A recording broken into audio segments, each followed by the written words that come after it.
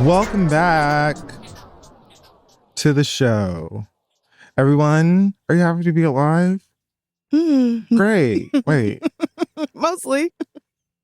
Not you? Okay, well. Oh, no, I am. I feel like most of us are I was probably... talking about the person who said no, not you. I can never tell when it's a bit and when you're actually... Somebody said, no, I actually don't. No, Real bad. Oh, no. How are you? How was your birthday? It was lovely and quiet, just like I wanted it to be. I spent the day overthinking and being a mother.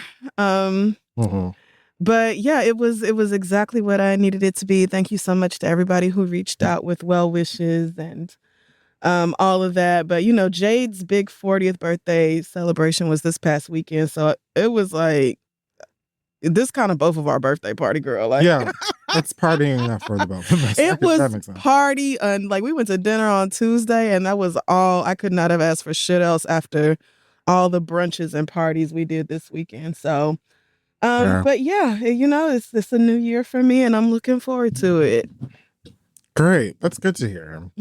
Well, folks, let's get our usual suspects lined up here. We're going to start with some Black excellence, and I am going to give Black excellence this week over to talented, the successful and handsome Tramel Tillman, who won the Primetime Emmy Award for Outstanding Supporting Actor in a series that is drama for his portrayal of Mr. Milchick on Apple TV's Severance.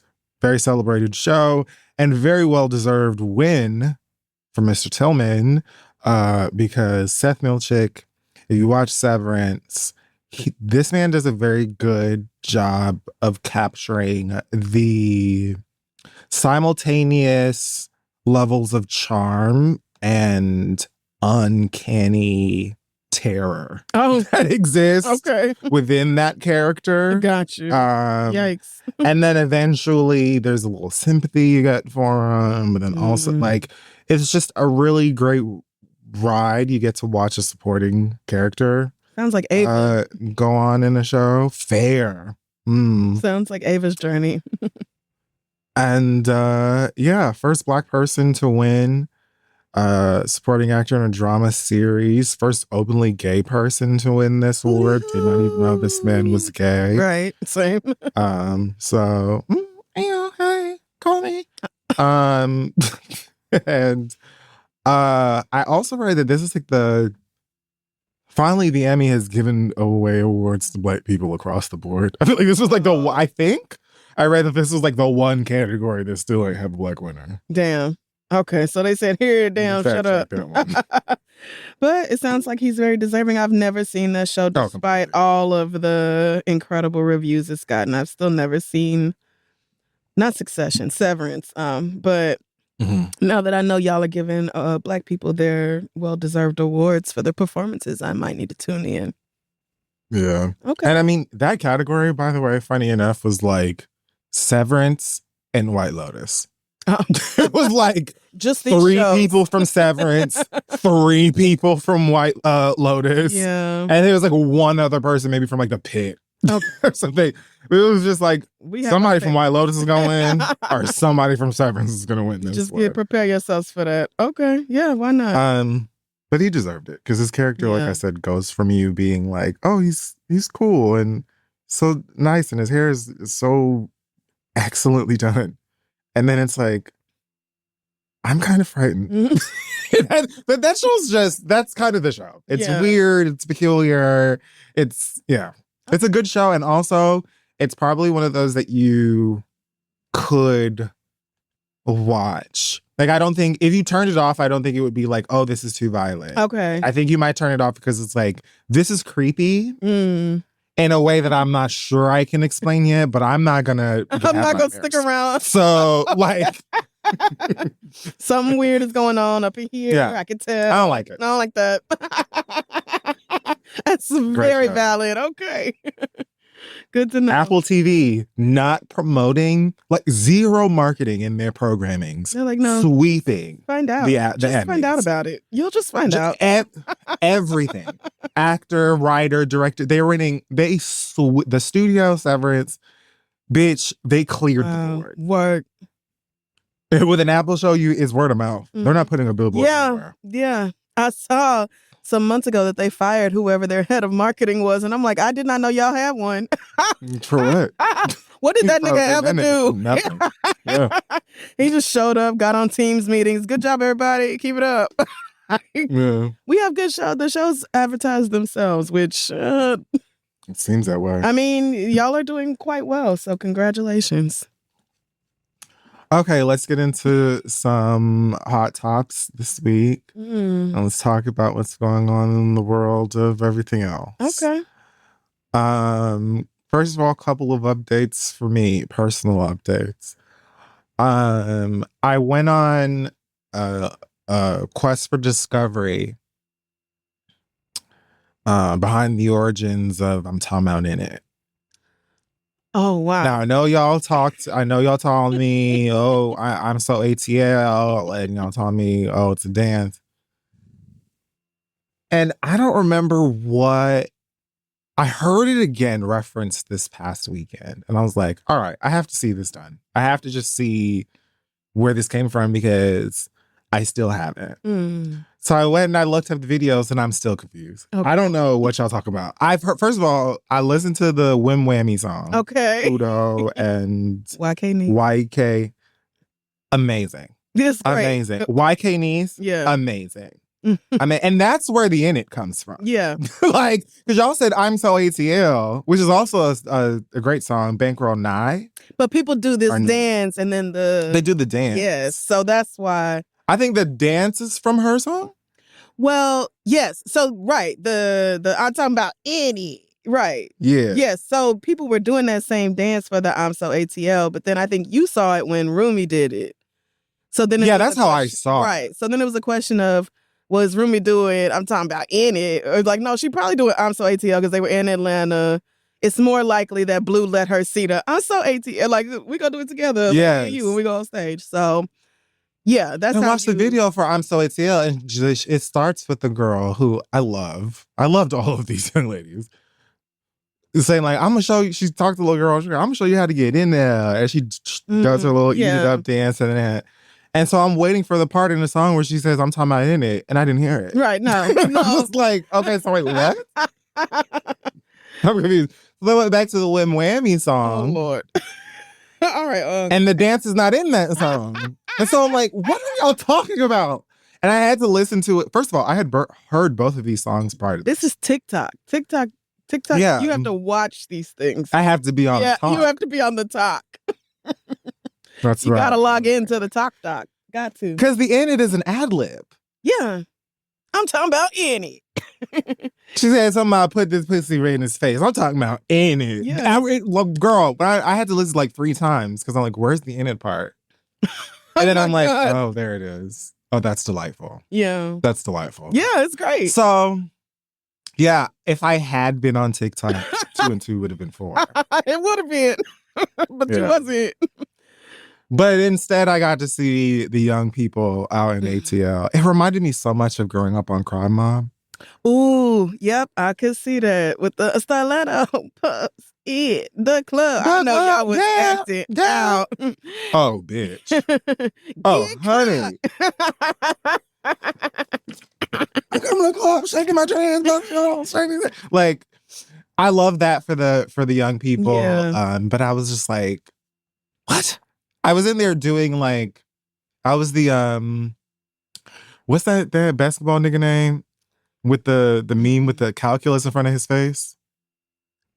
You know where he makes that funny face and they put like calculus over it? Yes, but they do that with so many people's gifts and he has like a dumb nickname. You got to be more whatever. specific. It doesn't matter. I was in there taking notes. Okay. I was in there freshman university. Okay. All right. Like, all right. I just want to understand. Because you did not. And I kind of get it. Okay. This is the most unk-ass conversation. Speaking of, I'm on the Roblox. You're on the Roblox? I'm on the Roblox. Just now? That dress for the first time? That dress to be pressed. They got me. Are you in there creating little worlds and such? No, there's this game, I guess, that exists within the game. Oh, there's so many. Called Dress to Impress. Oh, you're playing Dress to Impress. Okay. I'm just playing Dress to Impress on the Got you. And this is fascinating. You and Noah should link up when she's allowed to get on that iPad, because Jay said she... Yeah, I heard. Noah, okay, so she told you. She said, you can't get on that iPad until I check your homework first, because you in here fucking wilding. So, yeah. But when she allowed to get on that iPad, y'all should link up. And I know Noah be in that chat reading. I pray she don't actually talk to every now and then I'm like, no, you're not supposed to talk to nobody online, right? You don't tell them your real name. You don't tell them you live in Brooklyn or nothing else. Like, I don't get in that chat at all. That's for the best. That's for the best, because you grown. So you just stay out there. I assume that most of those people 11 years are old. Single digit. Yes. Like, I'm not talking to you. I'm talking to you. I'm giving you your little stars. What do I look like arguing with somebody who was born in 2012? I'm not doing it. Over a Barbie doll game. I'm not doing it. I refuse to engage. I do see sometimes when the chat pops up, it censors words. So I guess that's what's in there. But I've also heard separately that Roblox has come under fire a lot for not maybe needing to do more. Yeah. In terms of boundaries between kids on there and the not kids on there. Yes. I've heard Barbie doll dress up game got me, babes. So how are you? Do you be putting together the fits in 5 minutes or less? Oh, Project Runway. Oh, I'm Tim Gunn. It's not your Tim Gunn. Yeah. Well, yeah, I'm sending Zendaya out there to eat it up. Oh, okay. Work. So you be beating them kids' asses. Oh, no. I don't think I've ever... I think I maybe placed... Because it's like a top 3 at the end of each trophy. I think I've been in a top 3 like once. Wow. But I just have fun doing it. Okay. And watching the other... It's just... For a piece of software that I truly expected to never, ever engage with. Ever. And not from a bitter place, but just like, oh, yeah, that's not for me. Mm-hmm. I'm surprised that I found a section of it that I not only enjoy, I really enjoy. Yeah. Okay, good. There's a Bratz game on Switch that is the same thing. I'm on there. No, thank you. No, thank you. Yeah. I'm not playing the Bratz. I'm not playing the urban Barbie doll game. I'm not playing that. Y'all got it, actually. That's where 80 taps out. You played Bluey the game. And I didn't get as much leverage and fun out of that as I thought I would. It really... It was Bluey the game. It was for kids, for real. I'm like, oh, it's not like how the show is for adults and kids in a sneaky way. Like, no, this is legit for your children. This Bratz game is like Kylie Jenner online. It's like, I don't know. There we go. It's literally just like, we're the Bratz, which are like I think a socialite group. I don't know what the fuck they do, but people know who they are, I guess. And they're like, oh, there's a casting in Paris. We have to fly to Paris and talk to all the people in Paris about what the hottest trend in Paris is. Oh, it's the Kim Kardashian game. It's leather or wool. And we have to go and then you have to go dress them up. The wool. Oh, okay. And walk the runway and then do a rhythm game. And outpose the rest of these bitches. Okay. Yep. And then they also sing. I'm coming back. Yeah, sure. So you do their hair, makeup, shoes, customize the clothing. Work. And send them out in the world to be cunt. It is speaking to the young Fury. So you're A&R. Allowed to play with dolls. Yeah. Because, ooh, you're a boy. Conservative parents, yeah. I'm like, this is a toy and it's fun. That don't matter. Anyway. That don't matter. No, it didn't. Last but not least, they got me, gal. Not this demon! Get that out of my face! Why is it so big? Why is it so big? Oh no! I love him so much. He got a big demon labubu and is staring dead at me. Why is it so big? I love him so much. No, it's supposed to be a purse charm. Why is that nigga full size? That's bigger than Link. Why is it so big? His name's LaBeija. Absolutely the fuck not. Why? They got me. You know something? It's so Jay scary. Hit the nail on the head with this for me, because she's like, that's not a labubu. I wish there was that. That's where the wild things are. Yes. I was like, oh my Jade. God, that's exactly what they are. I was like, Jade, the head of the nail, the prophet, the head of the nail. Girl. Yes, that's exactly. No wonder they got me. No, that's where the wild things are. Did you buy that after Jade said that, or you showed her that thing? I showed it to her first, and she was like, "That's not a labubu. It's where the wild things are." Damn, she's correct. Girl gagged, flummoxed, on the floor. I was like, "Bitch, you're right." So then, how did they get you? Because that is so scary and unattractive. I just think it's cute. Why? What about it is cute? He's colorful. He has a little bust down chain here. It's actually a lot more plushy than I thought it would be. Well, because like again, most of them are purse charms. They're not supposed to be teddy bears. I think he's cute. Oh, okay. Them eyes don't scare But me. in a way that the eyes are probably the cutest part. If anything, the teeth are what's terrifying. The wide, toothy, fanged mouth. Yeah, okay. Is probably the scary part. The rest of it is very Furby adjacent, but where the wild things are, hit it right. That is really demonic. Yeah. Because those things are scary looking. Yeah. But then you're like, oh, they're sweet. And they want to go on an adventure with little tiny children. Well, you know, that was a book for kids and was so fun as a child. And that thing you have, I just cannot. What is well, if you look at this room. Oh, yes. Okay. Well, it does kind of look like all the children's things in it. Yeah. But it looks like an adult who enjoys children's things, not a child. There you go. Because you have them set up. You know, you don't have a toy box. Yeah. It would be different if you had them all in some chest. Shaped like a pirate's chest or something. That would be different. And every year around the holidays, I'm like, okay, this should be for a child. Like the ones that are boxed. Yeah. Like I have a couple of I'm looking at a One Piece figure that's still in the box, a couple of Sailor Moon toys that are still in the box. Sometimes I'm like, okay, cool that I'm an adult and I love these things and I can have them. Mm-hmm. A child would play with them. Yeah, would really use and I'm keeping them so I usually give some of these stuff away every year, but until then, this looks God, how scary. Well, I mean, it's your house. You can invite the devil in if you want to. That's true. I've lived here this whole time, so what difference? All right. Okay. Marlon Wayans says the new scary movie will offend with its jokes, content, and comedy. Offend who? I don't know. Well, I've never seen the first two scary movies. Okay, I was about to say, because Scary Movie was never what anybody would call politically correct any fucking way. So I just want to know who it is you are targeting with these jokes. Is this setting us up for some transphobia? That's what I'm thinking. Yeah, that's what I want to know. Yeah. How far are we going? Or is it going to be like Charlie Kirk? But doesn't Marlon have... Where we can all laugh. I think... doesn't Marlon have a child that's trans? Right. Yes, he does. But... So maybe... And maybe not. But there's been mixed... if I recall correctly, at first it was like, oh yeah, Marlon's so supportive. And then he said something real stupid and it was like, wait a minute, I thought you were so supportive.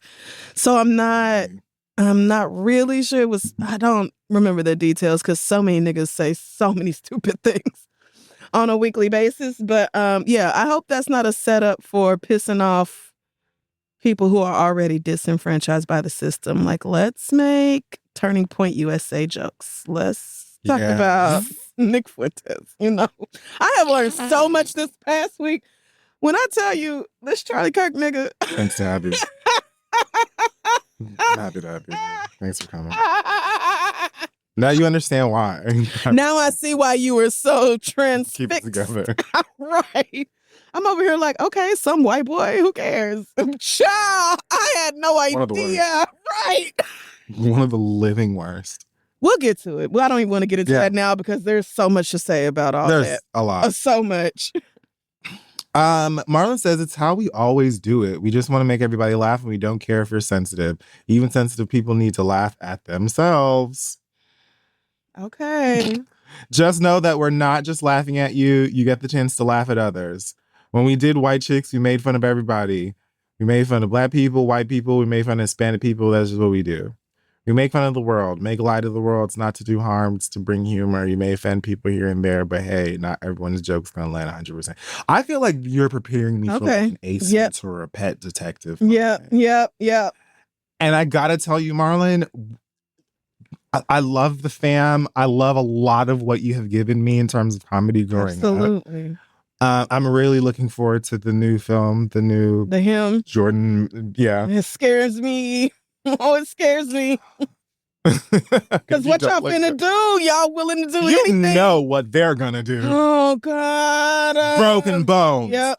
Blood. Yep. CTE. Yep. Ritual sacrifice. Yep. Butt sex. Probably white people sucking the life force out of niggas. It's gonna be something. It's just the creation of Tom Brady in a laboratory. All of that. I'm excited. Okay, yeah. But you were saying about Marlon.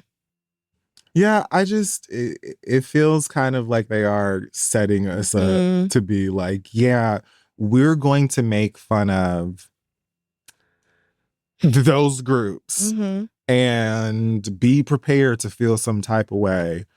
But when you do, think about it like this. We're making fun of everybody. That's you, bitch.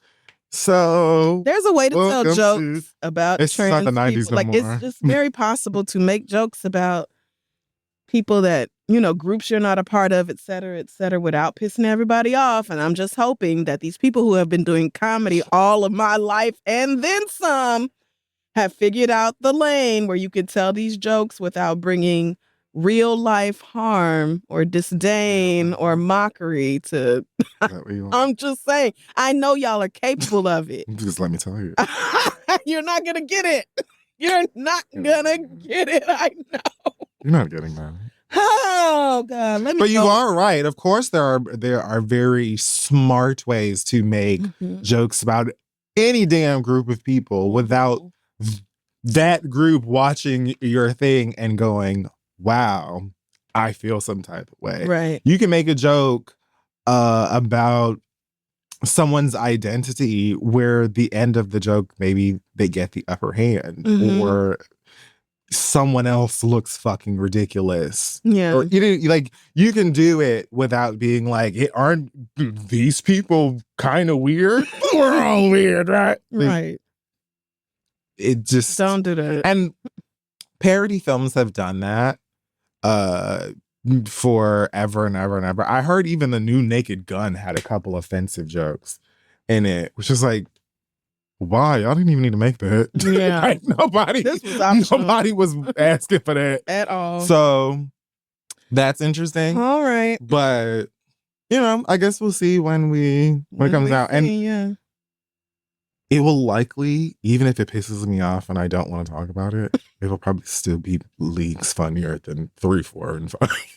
Because those movies should have never been made. Well, I won't argue. Weinstein. I will not argue with you there. Oh, I didn't even watch this yet. Nick Cannon said that he admits having all these damn kids was irresponsible. Well, okay. And it was a trauma response to losing the baddest bitch. Mariah Carey. So no. No, you had me. How can that be? Having all those kids was a response to your trauma. Yeah. I'm just now I'm learning that now. Yeah. And it wasn't like I was acting out. It was more of acting in, being careless, being frivolous with my process because I could do it, because I had the money, because I had the access to whoever and however I wanted to move. And okay, I'm good. So what? I don't know. So he was traumatized by Mariah leaving him and decided he was going to go have 16 other kids because of that? Yeah, because he could. Well, that's the same reason all of y'all have children indiscriminately with who the fuck ever, Cardi. This is why all of y'all do it, because you can.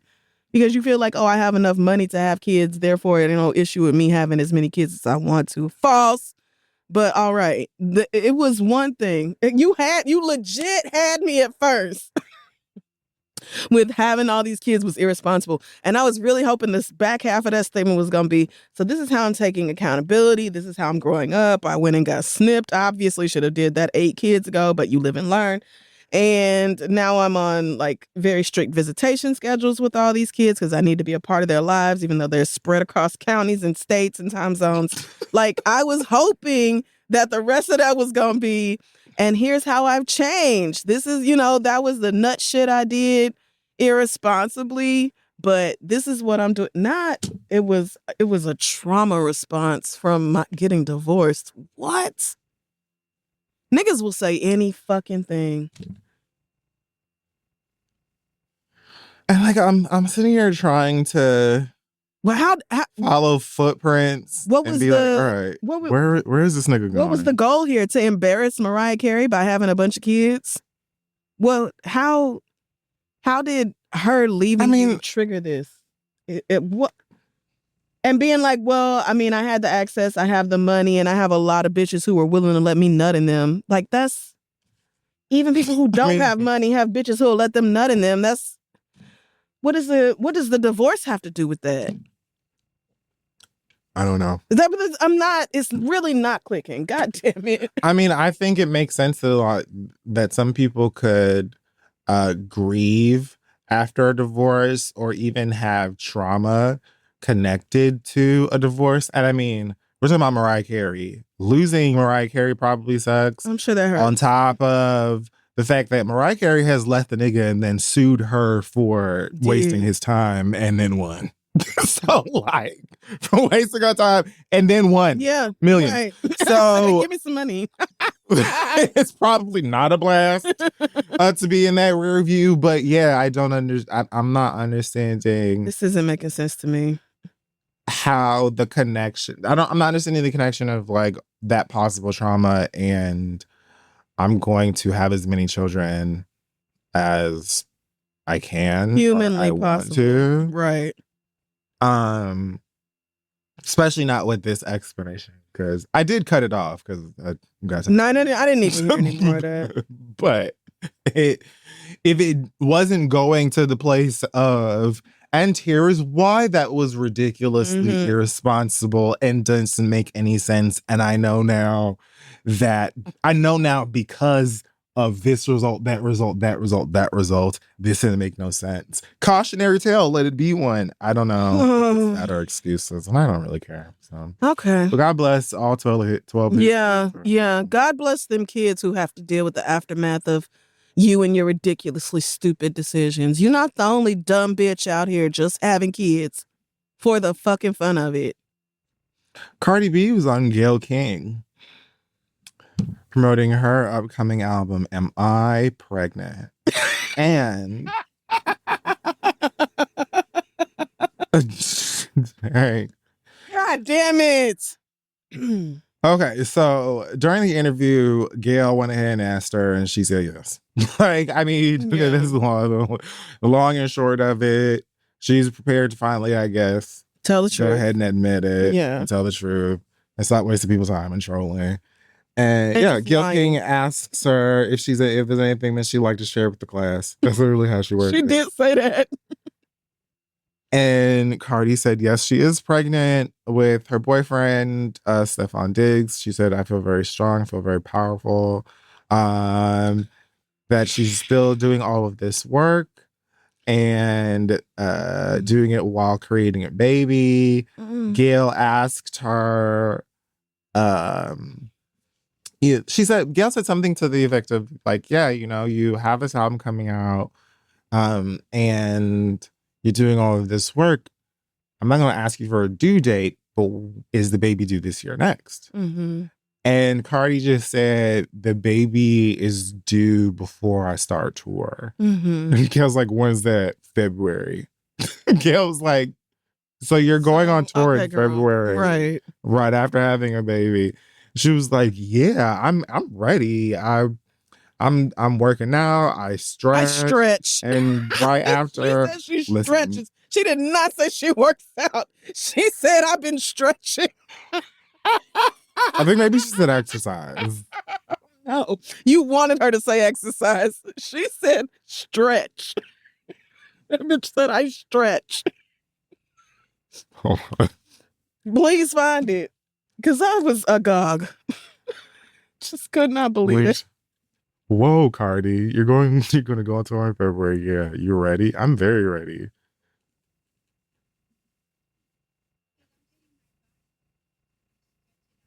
Oh my God, she really did say it. I told you, I'm getting my body ready. That means she just said, I'm getting my body ready. I stretch it out. Yep, I told you. My brain. You wanted to hear exercise so bad. I wanted to hear it. I didn't hear it. No, because she's not doing that. Because she's not doing that. She's telling the truth. She's stretched. Okay. She's stretching. Okay. She's stretching. Yep. And she said, as soon as she gives birth, it's tour rehearsal. Now, let me tell you something. Okay. People who get pregnant, people who have been pregnant, people who work while pregnant, work after. I think you're all wizards. Mm-hmm. You're a wizard, Harry. Like, I think all of you are magic. And I respect the fuck out of y'all and your bodies and your abilities. Mm-hmm. This is that how? Because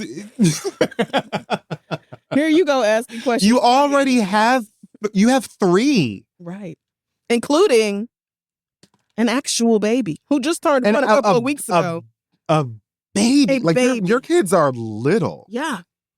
And you're gonna have a newborn. Yeah.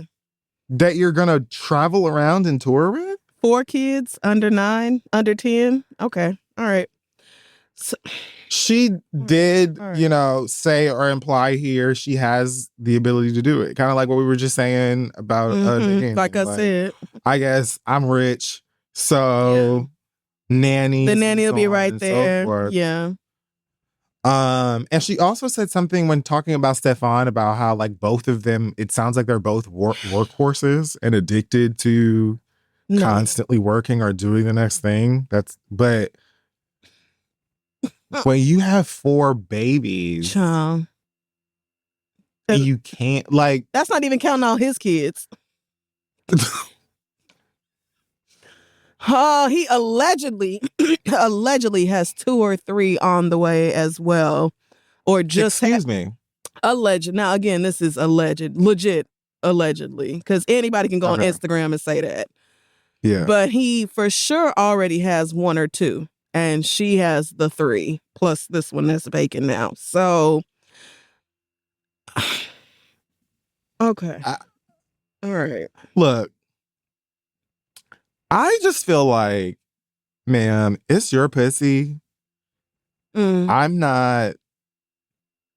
This isn't like make or break an image. Your image for me. It's just like, if Offset was to go and get some new bitch pregnant or whatever, I'd be like, yep, bird sound shit. like the type so of this is just shit. Like, yep, you a bird shit. And this is what birds do. I to be honest with you, as far as Cardi B is concerned, I just hope this album is good and hope her kids get the parenting that they need. Well, and I don't have any immediate, I don't know about this album, but I don't have any immediate like concerns about the welfare of the children. It is just, I'm just like, girl, you have 3 babies already by a nigga that you admittedly hate. Right. And have said that you wanted to murder. And not even divorced from. Yet. Yeah. And you just met this new nigga with kids that you're still getting to know, and you're like, yep, sign me up for another one. Yeah. That's not a decision I would make or suggest. But hey. No, I'm not okay with this. I can't just, it's your pussy, so it's your business. Like, technically, yes, that's true. And a lot of the Cardi stans are going to respond, well, she got the money. I'm not talking about, if money was all it took to raise kids, the Trump kids wouldn't be held like they are. Trump wouldn't be held like he is. It's not just money. You also need parents who are very mindful and deliberate about bringing you into the world and choosing to guide you to adulthood. That is how we raise decent, good people.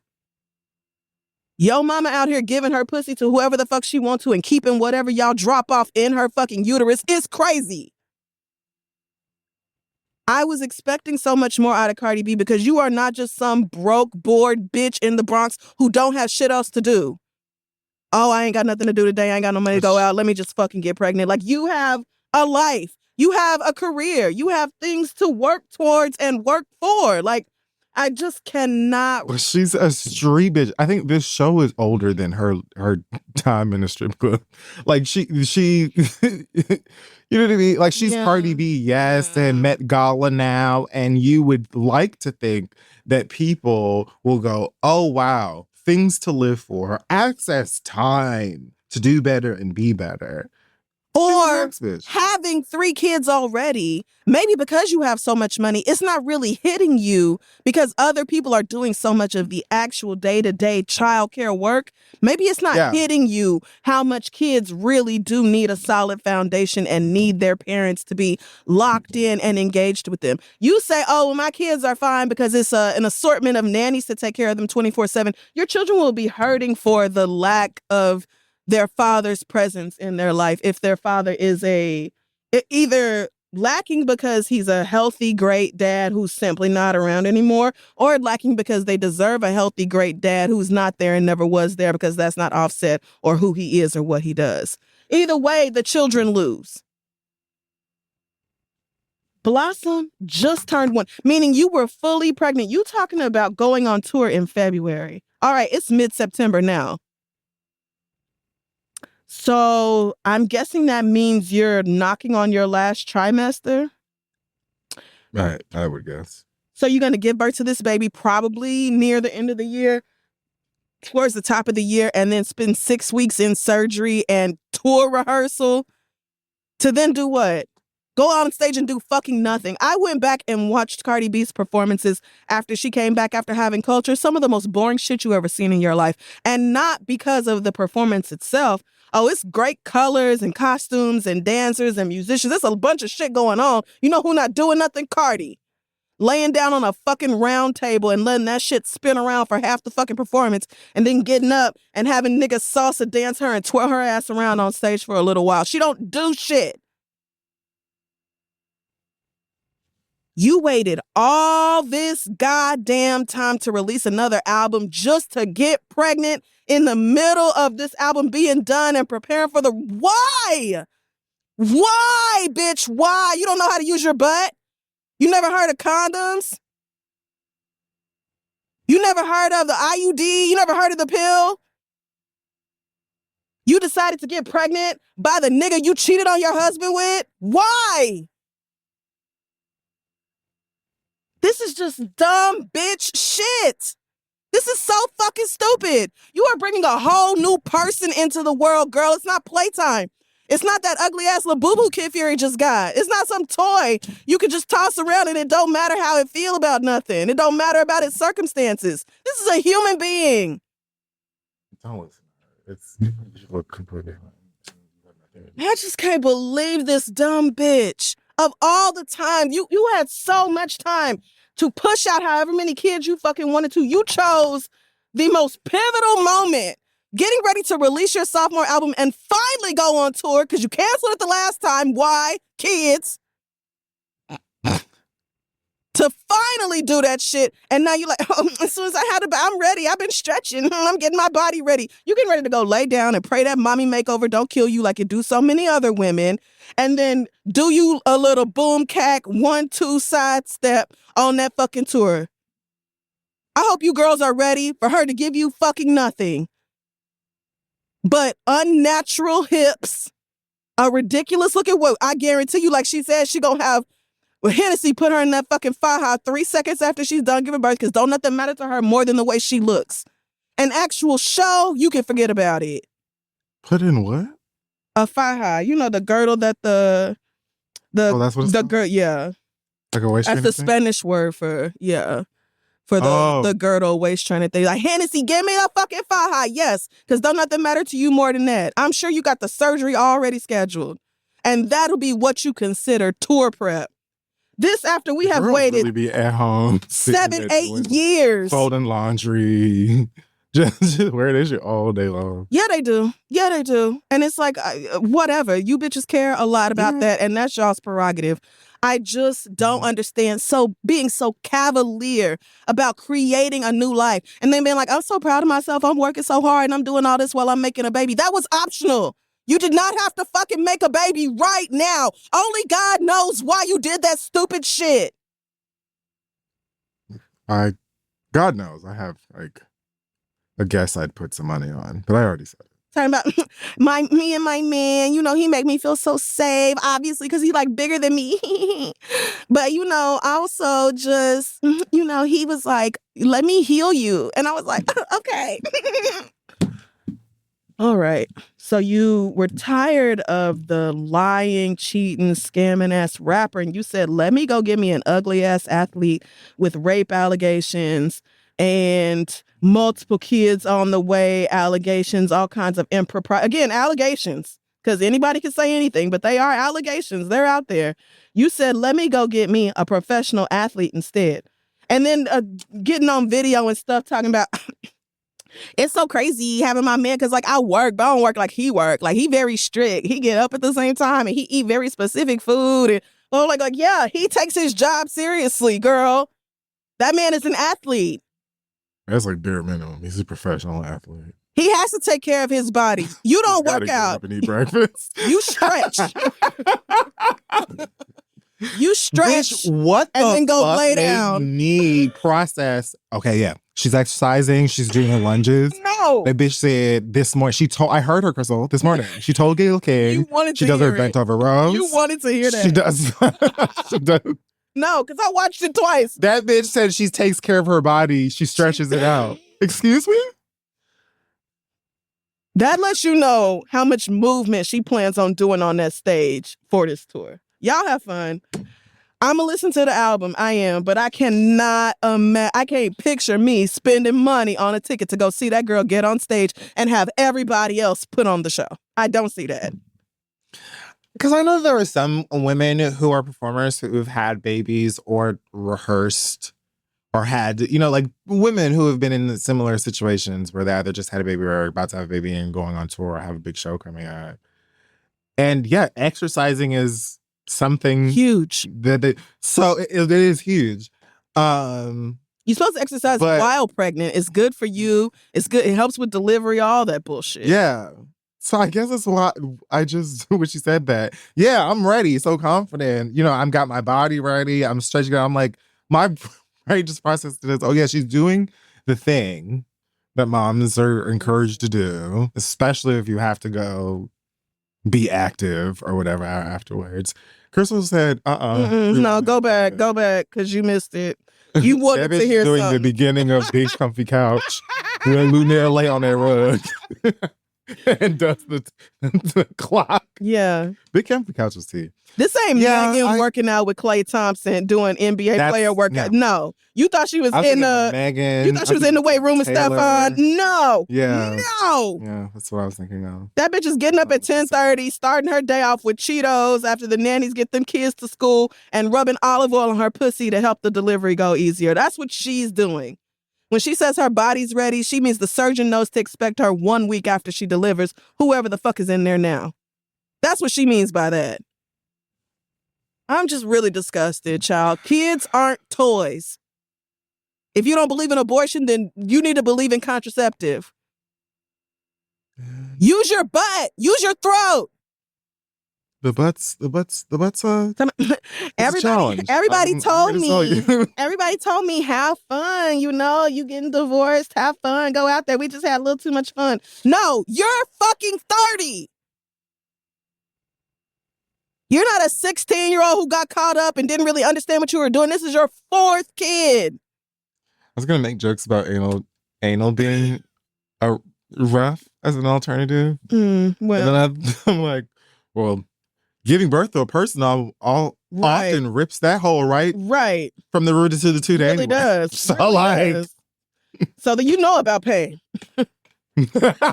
And your throat's always it hurts. How does someone chainsaw you open? Human, right. Because that human is upside down or something. Right. What if there's complications and you have to have a C-section? Good fucking luck recovering that quick. Girl, all right, man. All right, y'all fucking got it. I can't believe this shit. Dumbass bitch. What the fuck? You did not have to have a baby right fucking now.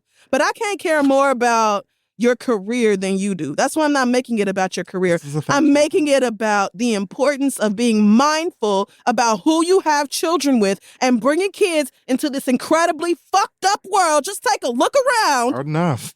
And understanding that your money is not enough to shield them from the realities of this world. Money also, ain't your kids enough. Be black. Again, so. All right. You fucking got it, girl. Good luck. And I don't want to hear shit about this man cheating on you. I don't want to see nothing about DMs. I don't want your stupid ass fighting no baby mamas and shit behind this nigga because you've done all this already, bitch. I don't want to see it. Well, in other news, Young Thug says the jail calls are AI. And so we're done. So then why did you apologize? I don't know. Okay. See, I'm sick of niggas. I promise you, though, that one with the CEO gave up the box quicker than the FedEx. I listened to that and I was like, this is not real. This isn't real. It's too funny. It's too tight. It's too That is too funny.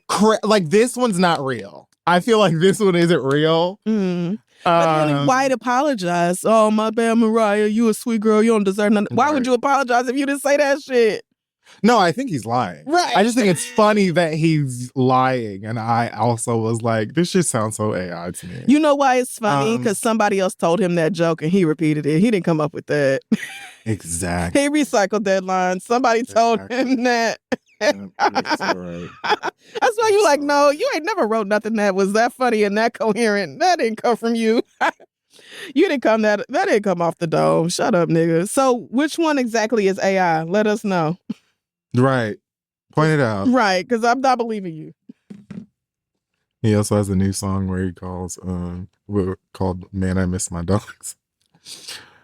He also tweeted, today, one of them days, heartbreak emoji, going through it a little, but Uma be all right. Yeah, I love Kill Bill 1 and 2. Please. Pulp Fiction. Uma is going to be all right. We're just waiting for Kill Bill 3. But other than that, I don't know what you're talking about. No, thank you. Did you hear GloRilla's diss track, Brianna? I did. And there was an AI Mariah the Scientist response. Now, and the reason I know it was AI, because I've never heard that lady's voice before. I didn't know that she was a singer until you told me last week or whatever.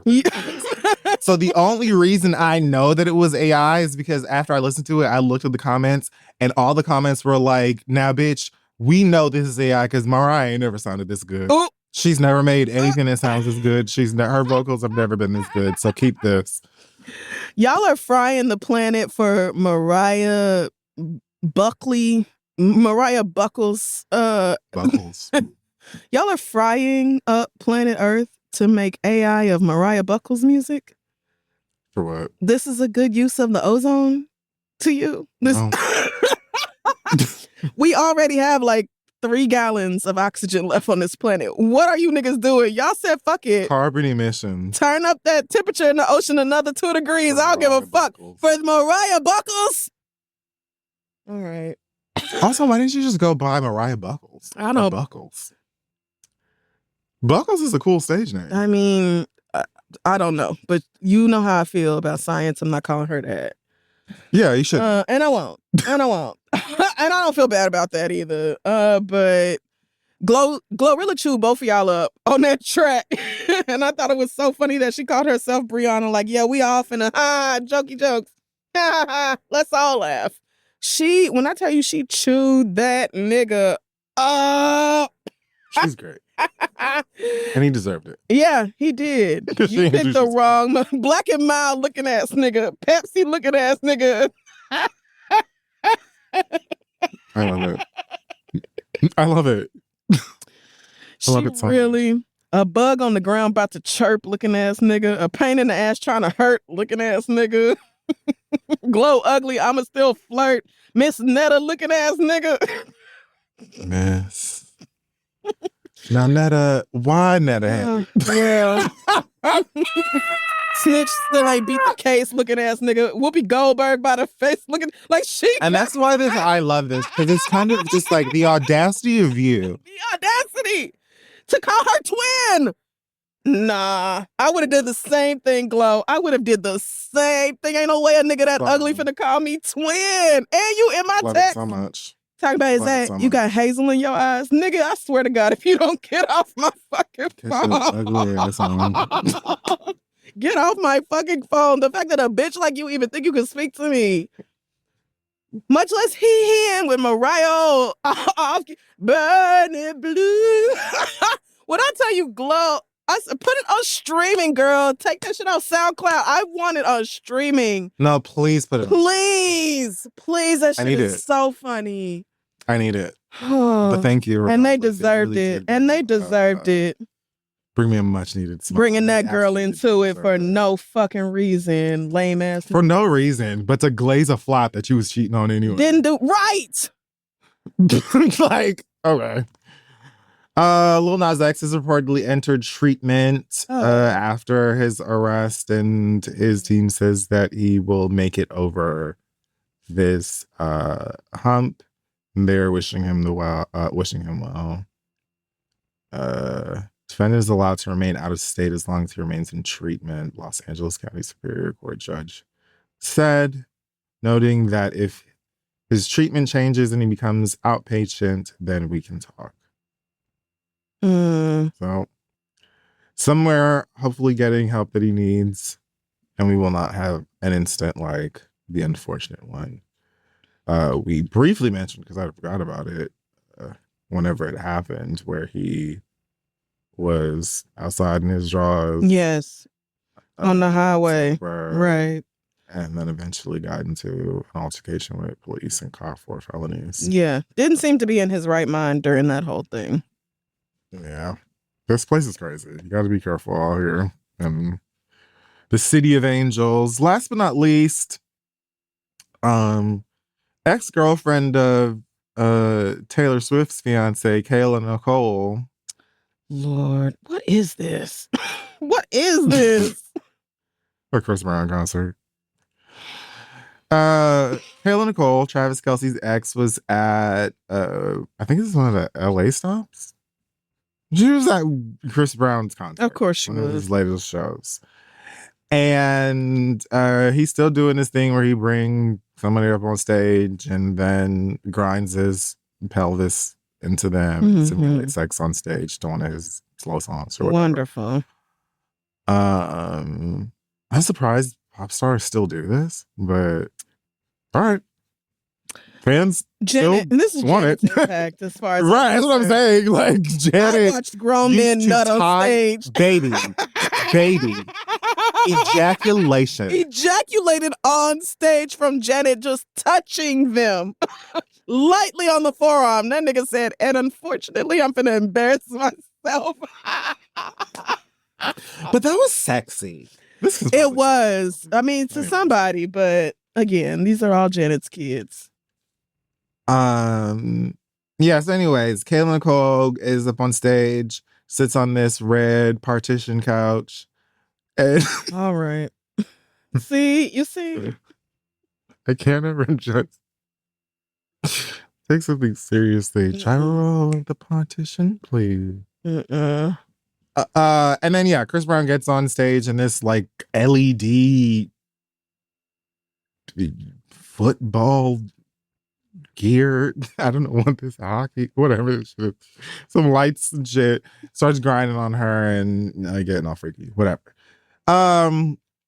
Kayla Nicole went on Instagram and said, well, that was fun. I had to really do it for the teenage me blasting Chris Brown in her bedroom, for the mini me who saw him at one of her first concerts, for the woman who sometimes feel like she has to be a monolith instead of multi-layered. I did it for smart girls, cool girls, sexy girls, and fun girls. You did. For all of us who are all those things at once, and I overly did it for my brown girls. Thank you. You'd think that she pulled a bus of elementary school kids off of a burning bridge. Literally. The way you talking, I thought you accomplished something. What? Like you didn't even perform. You just sat there and let him ride on you. That's what you say when you walk across the stage and get your degree. Yes. Yes, that's what you say when you interrupt a mass shooter and save 30 people's lives. Like, that is not you. Oh, here you go. You were invited on stage. What's AIDS? Right. I fixed it. I have eradicated that. That's not even a thing no more. What are you girls even talking about? Like, you didn't. I did it for the smart girls, the cool girls, the sex. You did what? You didn't even make the half-court shot that they be doing. You know how halftime at basketball games, they be having little random fans come down and try to shoot a certain number of baskets, and you win $20,000. I worked at the American Airlines. You act like you made the half-court shot and won $50,000. Girl, you did not. You were invited on stage and were on stage. I probably saw a fan make that shit once. But the way everybody goes up when it happens, like that, you didn't accomplish a single thing, baby girl. This took almost no effort from you. You're hair and makeup artist. Hey, you said this at the TGI Fridays after? I've been like, okay, calm down. Like, I did it for the brown girls who never get to see themselves winning the jackpot at these basketball games. We're still trying to free Gaza. So, like, you should. Forgive us if we're not moved that you didn't win $40 at the Liberty game. Girl, we don't care. Anyhow, that brown girl's comment, I guess, reignited the controversy. Because we know Chris Brown do not like them darker than no paper bag. But he doesn't want you to talk about it. Oh, okay. But you have been talking about it. And so he deleted his Instagram. Damn. But not before. But not before. Please. He posted on his story. Please. Miss me with a colorist rage baiting. Rage? Every show packed, every hater pissed. I fucking love this shit. Y'all can spin whatever narrative you want, and I'ma still be that nigga. Correct. I'm gonna take a break from social media, though. Y'all done pissed me off long enough. Okay. All right, girl.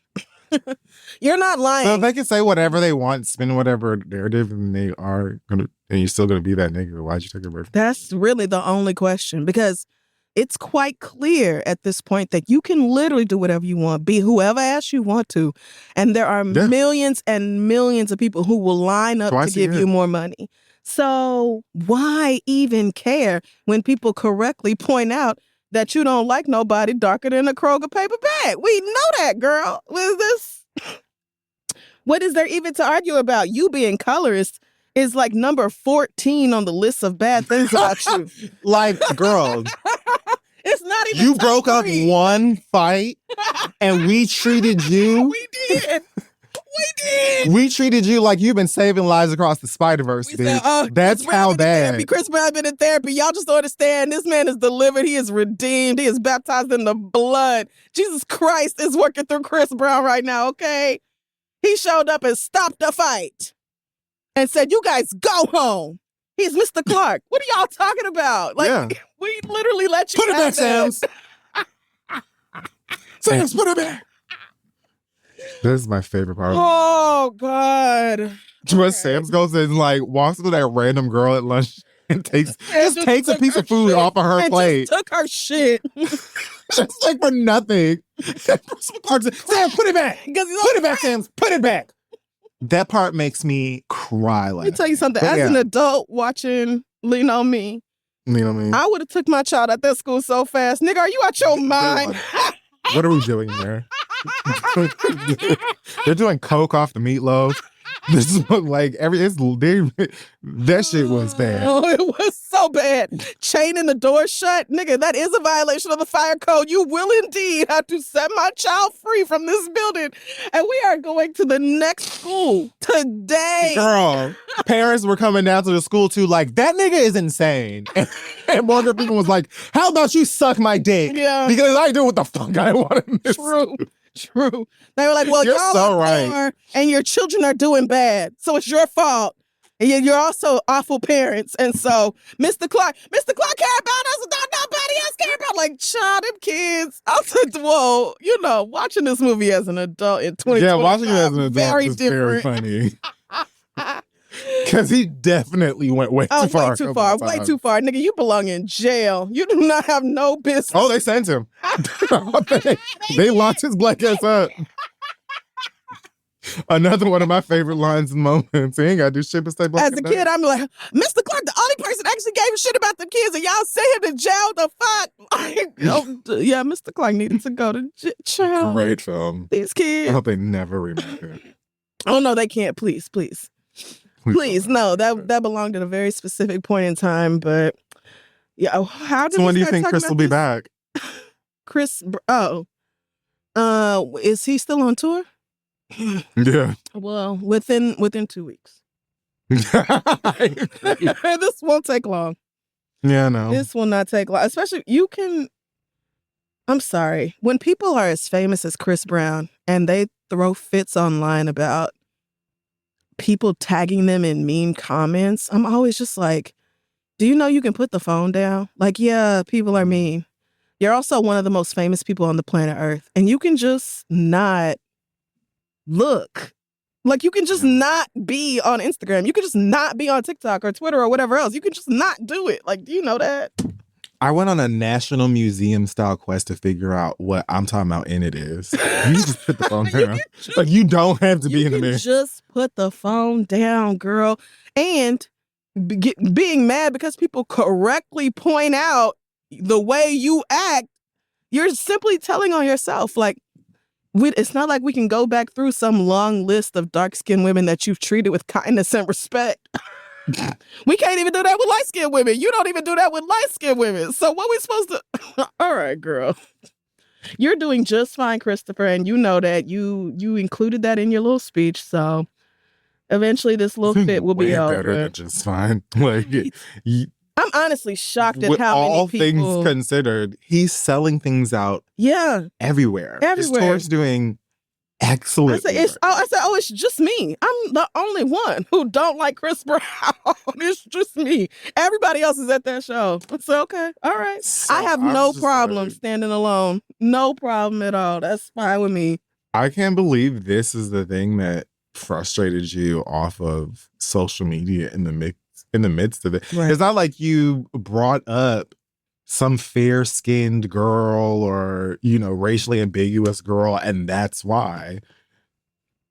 Like, you got it with this girl who's like, I did it for the brown-skinned girls. You posted the picture of it. If people are saying anything about it for, obvious reasons, they're bringing up your history. Why wouldn't this be a moment of, well, look.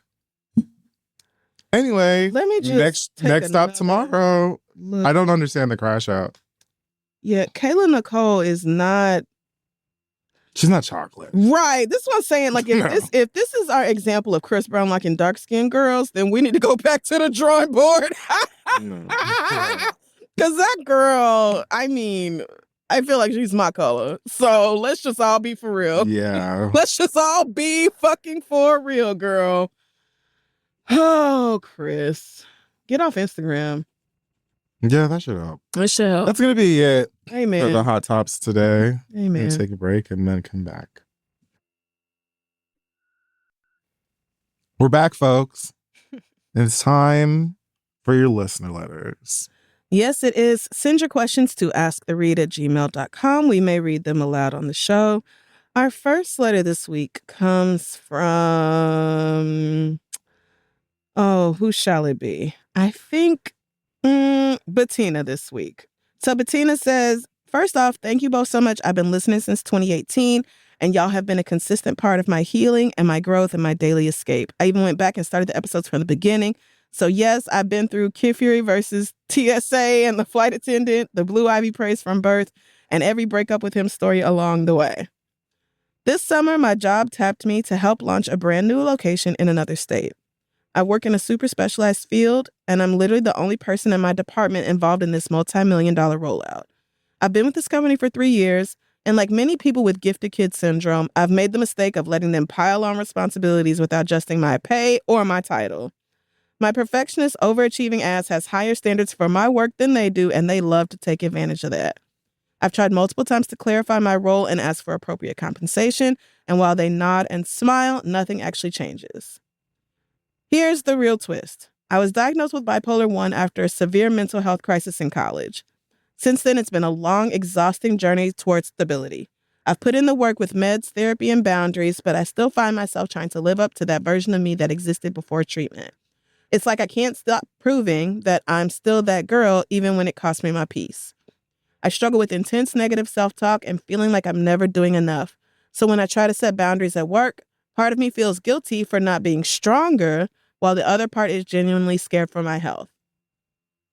I've had suicidal ideations in the past, and I know that pushing myself too far could send me spiraling again. So my question is, how have y'all navigated the balance between ambition and mental health? Have you ever had to pull back professionally for the sake of your well-being? And do you have any advice on how to advocate for myself at work without disclosing my full diagnosis? I'm at a crossroads of keep pushing for more and risk a breakdown, or slow down and risk being overlooked and underpaid. I don't want to lose myself either way. Thanks again for being the voices I didn't know I needed. You've helped me feel seen in ways I never expected, and I appreciate you both more than I can say. Love, Bettina. Thank you, baby. What a sweet letter. Very sweet sentiments here. Yeah, thank you. To answer the question, I don't really have an answer, to be honest with you. The question's a bit triggering. I'm still dealing with it. And I think also, if you have listened to the show, my dealings with it have been pretty public. I did have to take a step back a couple of times. I had to be hospitalized when I wanted to be working and be productive. And it's probably why I'm still alive. Yeah. So, yeah, it's difficult. It's always going to be difficult. And it's hard not to get caught up in your head and destructive thoughts around it. But it's always for the best to just make the healthy decision. Mm-hmm. Because more often than not, the work and the passion will not leave you behind. It will be there. Yeah, I think when it comes to the question of navigating a balance between ambition and mental health, there have been so many times that I have simply focused on my mental health. Like over the past 7.5, 8 years in therapy, however long it's been, I have slowed down significantly on outside projects that I do for that exact reason. Like I still show up to do the read. The read is like it feels like, my full-time regular job. But other stuff that I don't have to do, I simply didn't do because I was way too focused on, trying to, well, not too focused, but my focus was on taking care of myself, healing the shit that I've been through, all that, like doing that work in therapy. And it's not really the sort of thing where I could attack both with all of my strength and energy. So, as far as like, have I ever had to pull back professionally for the sake of my well-being? Maybe not in like a crisis sort of way, but I have limited the things I do outside of the show in the times where I felt like, all I can do is the show, or all I can do is school and the show. Like I don't have it to also go out and do, all these other appearances and other shows and interviews and stuff like that. I just don't have it. Like my energy is going towards Apple Radio. Yeah. Oh, yes. When I was doing Apple, when they first launched Apple Music and being live on the radio, like I actually quit that Apple job. It's so funny you bring that up because I quit that Apple job after the incident with my ex-boyfriend happened and all that. It was like I could no longer get up and go to that job anymore. So baby, anytime you've asked where is Crissle or why is Crissle not doing such and such, the answer has been because she is focused on not being depressed, working through trauma, working through childhood. Like that's simply been what it is. And I've been very fortunate to be able to spend this kind of time focusing on that. But, it's work regardless. And it's not easy to do regardless. So as far as advocating for yourself at work without disclosing your diagnosis, that's trickier because these employers, they only have to do what legally they have to do. And so it's I think for most of us in most states, most employers, it's something like reasonable accommodation if you have some sort of disability or something that hinders you from doing your job.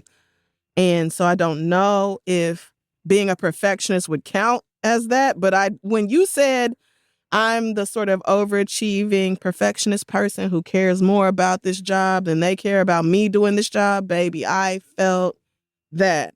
I have been that girl so many times, pushing myself for this standard of excellence that these people were not compensating me for with title or salary or anything else. It was just me.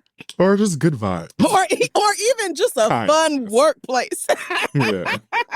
And it was almost like the worse the workplace, the more I pushed myself to be like the top bitch and no mistakes and all of that just contributes to the crash or the downfall, or for me, for like really scary health situations where I was basically just living off of coffee and extra strength Advils and shit like that. Like that's not good either. Like, so I don't know about advocating for yourself at work without, giving away your diagnosis, but I do think that people with power and options have a lot more control over their workplace or work situations than people who don't.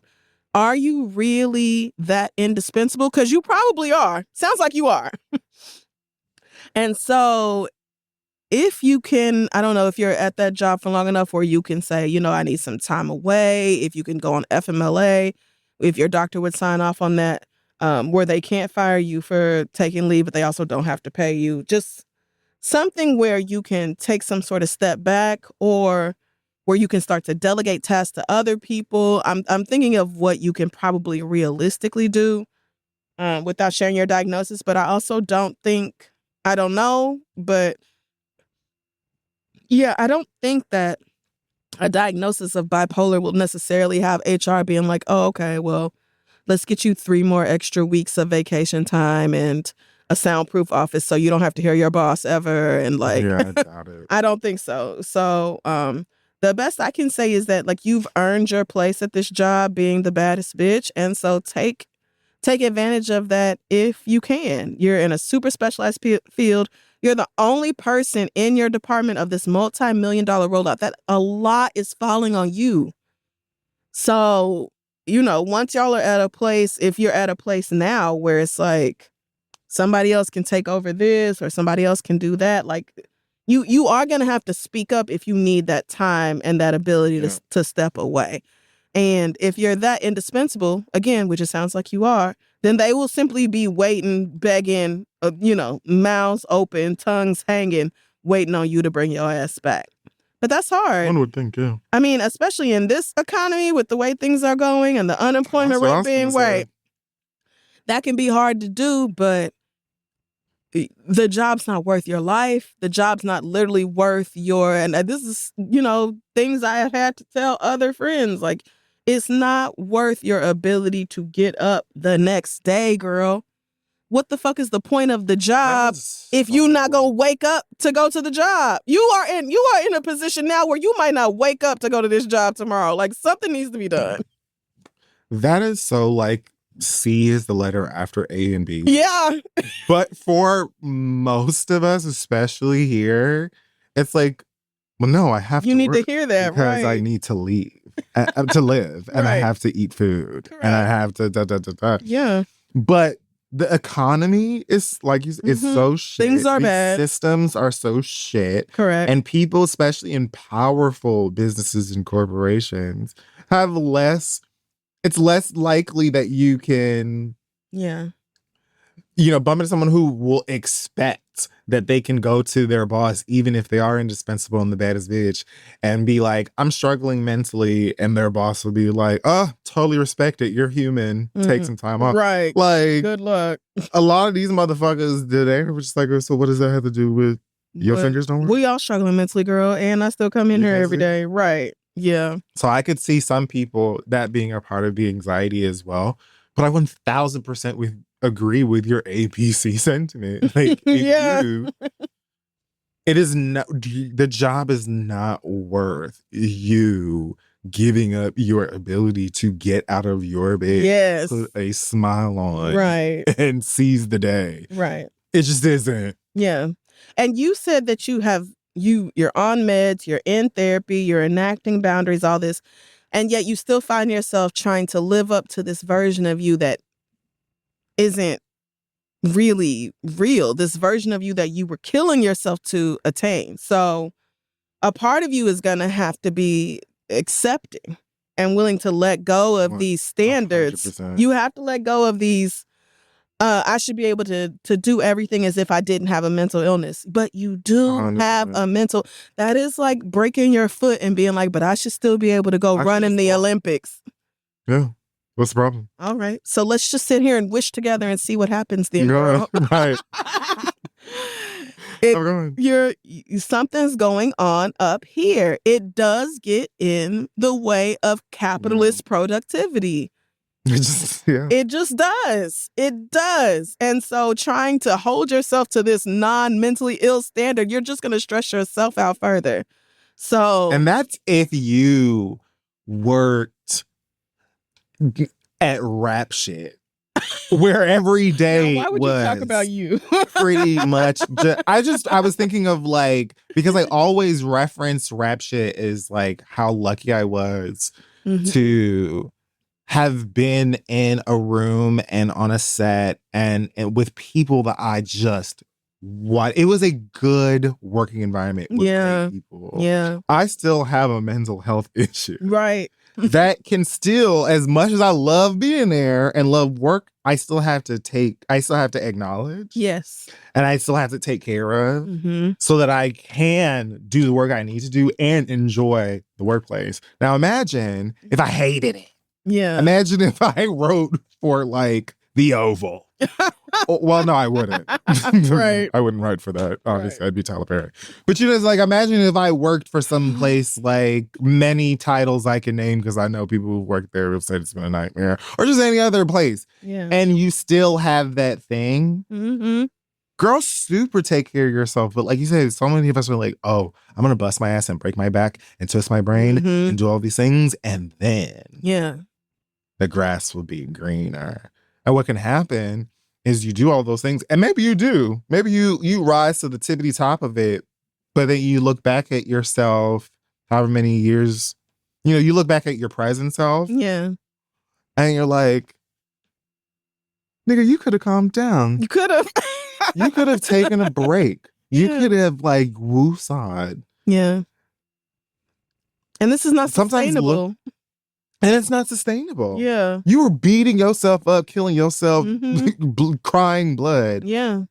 And you did not need to. And these bitches never deserved it. Right. You don't get to that place. Yeah.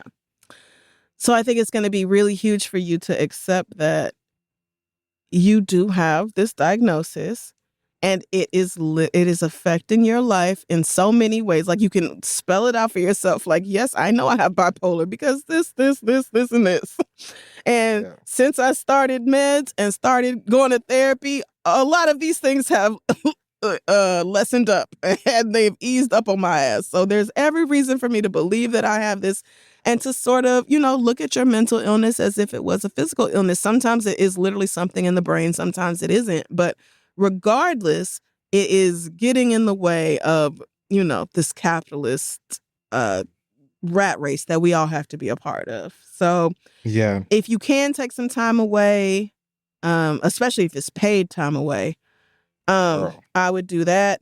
But those people are going to take and take and take from you until there is nothing left for them to take. And then when you're dead and gone, they'll simply hire somebody else to be there in 3 days. And that'll be it. So you have to be the one to protect you. And you can't protect yourself if you're beating yourself up for not being this mentally healthy, perfect girl that it doesn't really exist. So, and convincing yourself that you ain't beat up, you aren't hurt. Right. Everything's completely fine. My foot, like Crissle said, my foot's not broken. No. I can go run right now. I'm going on tour. I can go on tour, even though I'm pregnant right now. I stretch every day. I'm sorry, this isn't about her. It isn't, but the point is a good one. That you have to be realistic about what you're going through and adjust your expectations for that. And there's nothing wrong with doing your best while working within your limitations. That's what we're all doing. We all have limitations in one way or another. So whoever you're comparing yourself to, even if it's you from before, let that go, because that girl was killing herself to achieve those things. And it's not worth your actual literal life. It's not worth it. It isn't. Who the hell cares how good you're doing at work when you're not here no more? Or happy. This is what I'm saying. It's not worth your life, and it's not worth your health. It's not worth your actual happiness. Like, there's a line there, obviously. Nobody is happy at work all the time, every day. Right. But, you know, when you start having suicidal ideations behind your job, that's a huge sign, baby, that it's either too much pressure on you coming from the work or too much pressure on you coming from you. And it sounds like in your case, it's both of them. So I would ease up on myself first. And that's hard, baby. It's so much easier said than done. It took me so long. Oh my God. To stop trying to hold myself to the standards of Crissle from 2012. Ridiculous. That girl isn't here anymore. Ridiculous. We all thought that we were going to be Beyonce, Giselle, Power Rangers, Sailor Moon universe. We all thought that. And sometimes it works.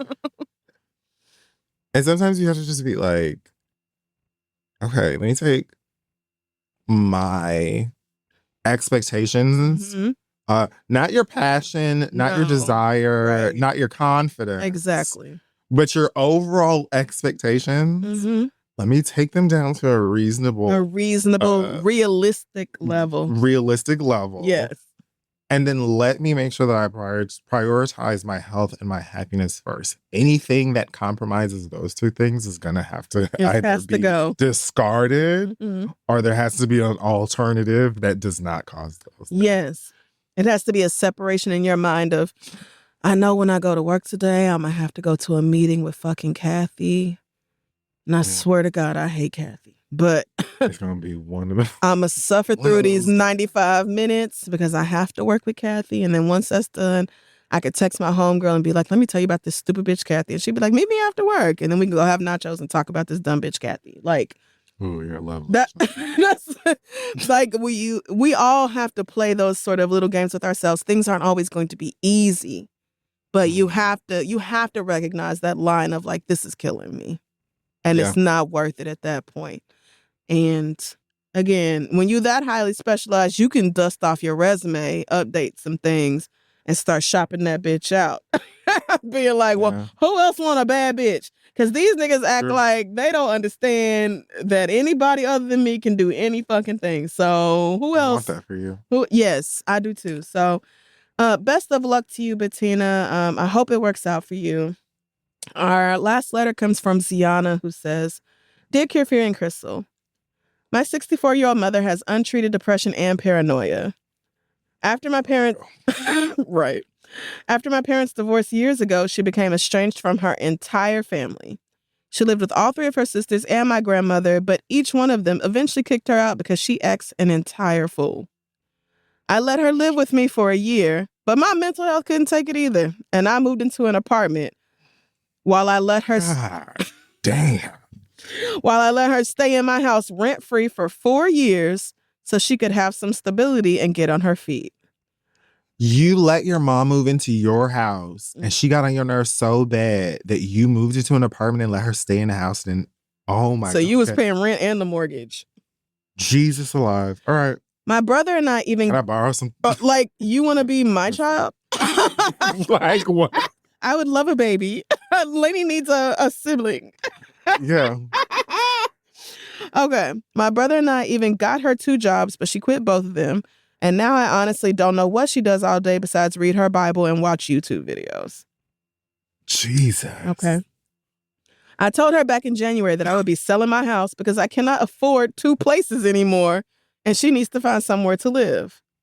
My brother secured an affordable apartment for her, but she refused to sign the lease because she said that she can't afford it, even though she gets Social Security, and the 2 of us agreed to supplement the rent so that she would only have to pay $500. Now she says she wants either a cheaper apartment or a van to live in, but she hasn't made a single move to secure either one, and my brother and the efforts from me and my brother to help have largely gone ignored. When the contract for the house goes through in late August, oh shit, so this may have gone through, she may be homeless. I feel bad, but I'm also completely drained because no matter how much I help, my mother will not help herself. Should I feel guilty for stepping back? I'm almost 30 and I need to get my finances in check, which this is allowing me to do, but the guilt is a lot. Thanks, and I appreciate any advice you may have, Ziana. Woo, Ziana. Oh, baby. 4 years rent-free. Okay, so... are you wrong for wanting to take a step back? Not only you correct. I want you to slide to the left, slide to the right, take it all the way back. Say it. Now. Say it. And then cha-cha real smooth. Baby Cakes, you're almost 30. And you, for whatever reason, were able to pay a mortgage for your mama who got kicked out 3 previous times by other family members to stay in your house that you paid for while also 4 times paying rent on an apartment. 3 sisters and the mama all kicked you out. The mama has 3 sisters and a mama, and all 4 of them kicked her out. I thought it was just the 3 sisters. No. Okay. No. Everybody so you've been kicked out of 4 homes. Yes. Your mother kicked your ass out. Your sister kicked your ass out. Now you staying at your baby house. Girl. Ziana, you were able to balance both of these properties. Mm-hmm. Not because it was necessary or because something you wanted to do, but because this lady is so insufferable. You were like, I have to get out.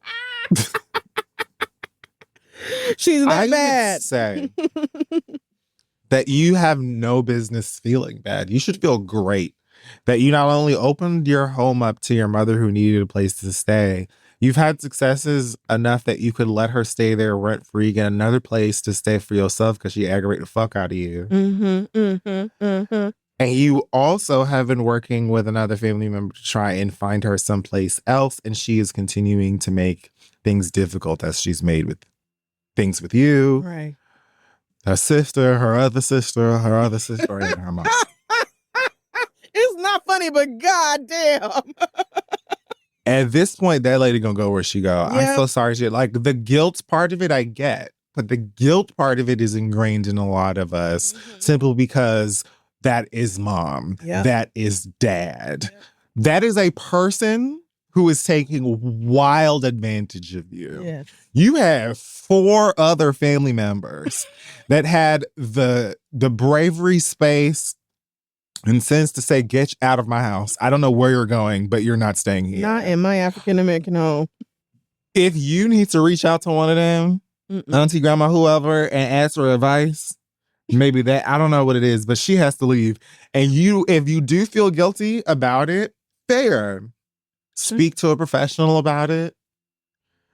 If you want to get some therapy, I feel bad. I had to throw my mama out on the streets, like hustle and flow.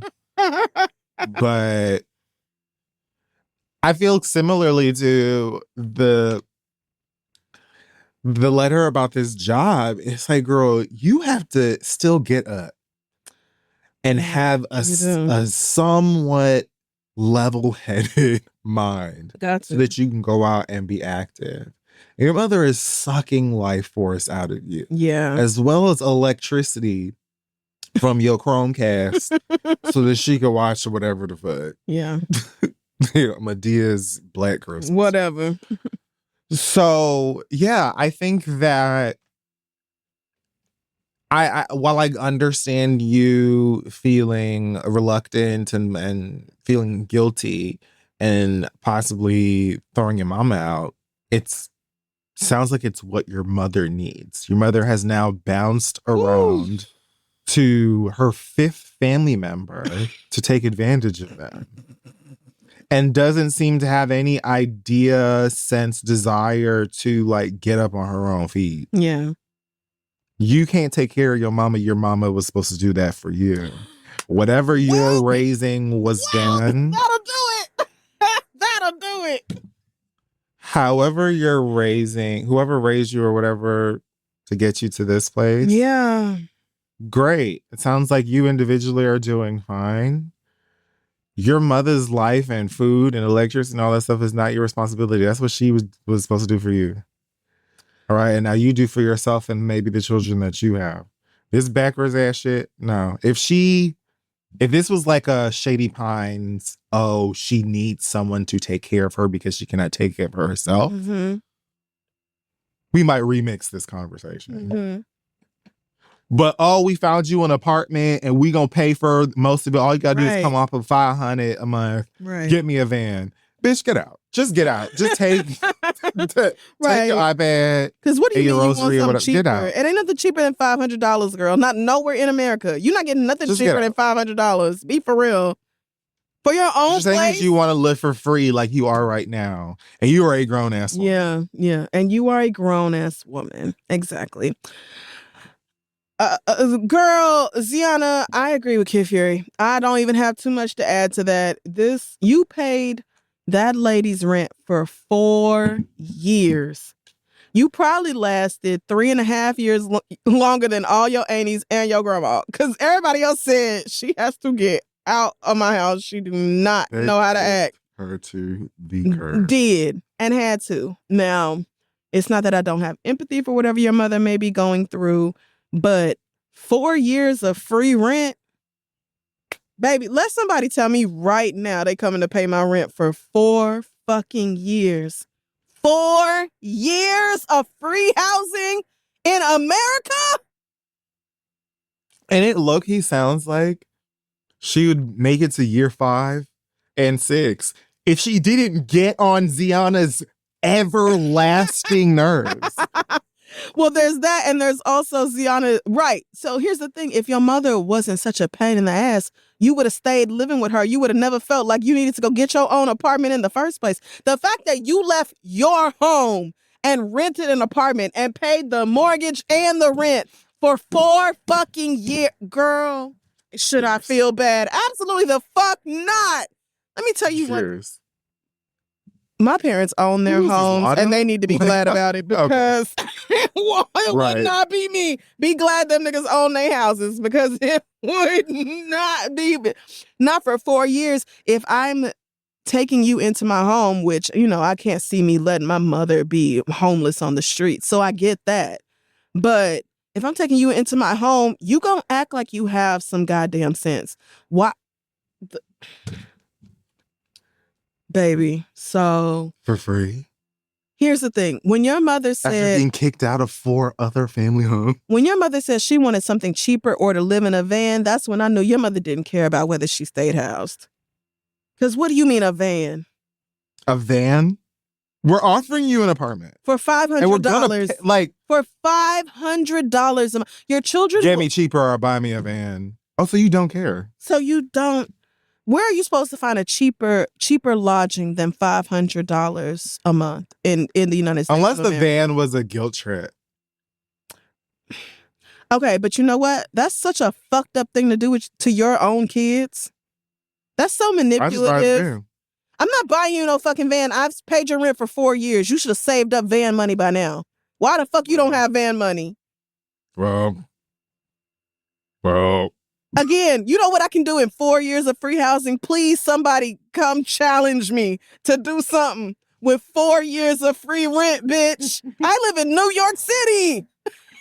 I would have told the bitch, listen, let me tell you why Nissan calls it a quest. Because you're out of here. You're out of here. Because you finna go on a journey, bitch. You are out. You better go park down by the riverside. Study war no more, girl. I don't know what you finna do. A van down by the river. No, baby. You shouldn't feel... I get it, though. That's your mama. Nobody wants to see... Most people don't want to see their parents in that situation. But... And she has undiagnosed, what is it, depression and what else? Depression and paranoia, which... Okay.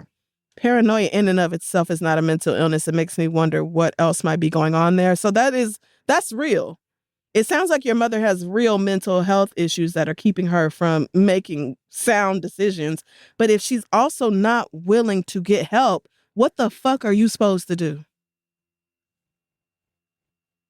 What are you realistically supposed to do? Live with a woman who drives you crazy, pay 2 rents for all eternity, even though that's not feasible and you're struggling financially now because of that exact reason?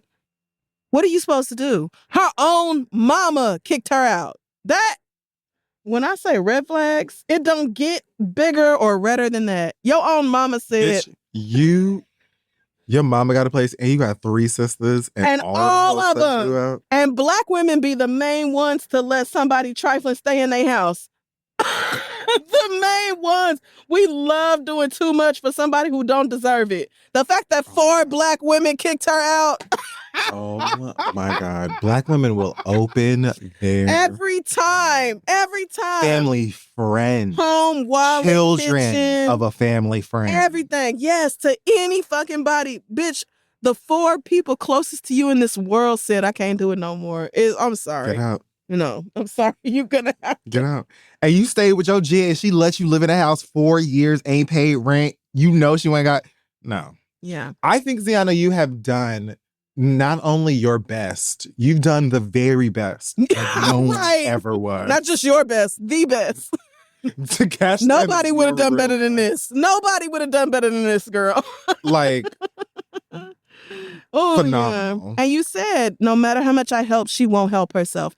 So then that means you either willingly step into a caretaker role for your mother. And is she willing to do that? Will she give you power of attorney and that sort of thing? Because that might make it easier for you. Then you can sign the lease for her and you take over her Social Security. And so you you don't want to pay $500, but you paying this $500 because we are supplementing your rent and you don't know how to take care of yourself. Like, is she willing to let you lean into that caretaker role? And do you want to do that? Because that's a lot of fucking work.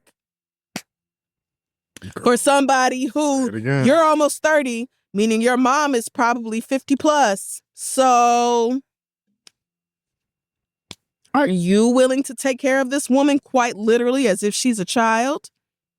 I can't believe she said no to the apartment that the siblings were like. Baby, I wish somebody would say, I'll cover all your rent but $500. No idea. The things I would do. She's in a house too. Like, I have to stop looking at this from my relatively sane point of view because I keep thinking about what I could have done with 4 years of free rent. Like, that's... How did she react when you moved out of the house? Probably was like, oh, well, at least I don't have to leave. Because you have to know you don't act right. That's what I'm thinking. You're just like, she's just like, well, I get that place to myself. Yep. He was like, okay, well, another one bites the dust, but at least I still got a roof over my head. Oh, that sucks. Whatever you decide to do, I understand. I do. That's your mama. I do too. That's your mama. I do too. I do. But unnecessary she's not just a guilt, bitch. Sounds like she's a bitch that's a little bit that has some issues, right? And I've begged my mother to get mental health support. I have repeatedly, explicitly asked my mother multiple times, please go call the lady. You have your job. You don't have a good job because you're a public school teacher in Oklahoma, but you have good benefits. That's the one thing they do give y'all is a bunch of insurance for like $3 a month. And you get like 10 sessions with the lady. Please go call the lady. Like, this just reminded me of this joke from Golden Girls when Dorothy tricked Sophia to go to therapy. Oh, Lord. And they walk into the therapist's office and Sophia I feel like I remember this. She has like a life raft or what should we call it? A flotation device around her neck. Yeah. And she looks around the office and she goes, "This isn't Splash Mountain." And Dorothy takes the flotation device off and she's like, "Just sit down." Like, that's literally how you have to you have to our mama lure them in. You have to be like, "Oh, girl, it's Bible study behind this door." Woo. Girl, we're going. Guess who's going to Chili's? Me and you. You and all your best girlfriends from church finna go have you some wine spritzers. I call all the church sisters, all the elders. They down at the Cracker Barrel. That's really what you have. Like, there's only so much you can do if your mother's not willing to help herself. So you are really stuck between a rock and a hard place. I don't envy you. I wish you the best of luck because that is so hard. But as far as any extra guilt, I urge you to let that go because just keep telling yourself 4 years free rent. 4 years free rent. She's turning down a $500 apartment. You could offer to move me into a $500 apartment right now. I'm going. Do you know the capital? Like, I'm going. 1 year of free rent. Please. What you could have saved up and done. The van. You could have got that van at the end of year 1 if you really wanted a van. You could have got that van. You could have been Greg Universe. Out there making songs, half bald. Just spray painting the side of a Rivian, feeling just wealthy. Literally. That's crazy. If you can't buy me cheaper rent, then just put me in a van. Girl, shut up. I'm not putting you in no fucking van. Take that $500 apartment or figure it out, Alexander. Or figure it out. You're the mama. I'm not the mama. I honestly would, after the moving out, after all of that stuff and going to her, like, "Hey, we found you an apartment and we're going to help you and all of this stuff," and she's still pushing back, I would get firm. Yeah, I'm getting firm. Mama and all, guilt and all, I'm going to get firm. I'm getting firm. All right, well, you don't live here. I do. I helped. I've tried to continue to help. You don't want it. So peace in the Middle East. Right. Goodbye. Or, you let her live in your house for 4 years. Maybe now it's your brother's turn. And she can go stay in your brother's house for 4 years. I guarantee you that brother is going to be like nice 3 months later. And she's out this bitch.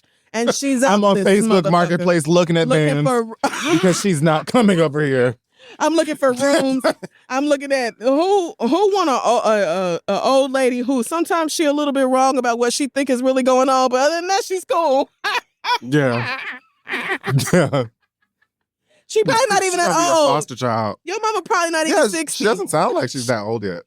Child. Best of But she does sound like she needs help that she won't go get. She won't go get. Yes. So whatever you decide to do, I'm with you. I do. Because it's parents, Yeah. Most of us will let our parents get away with shit that nobody else can get away with. Yeah. But it comes to a point. It comes to a point.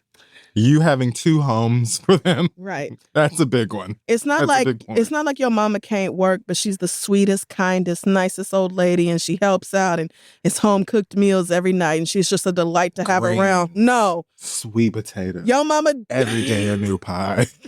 Your mama is hell to be around. Her sisters put her out. I can't imagine my aunties putting my mama out. I really can't. I really cannot. I cannot even picture that. You know how fucking irritating you have to be for your 3 different ones. And your mama. And your mama. Okay. All right. So yeah, baby, you've heard what we had to say. We're wishing you the best of luck in this. But let us know what you decide to do.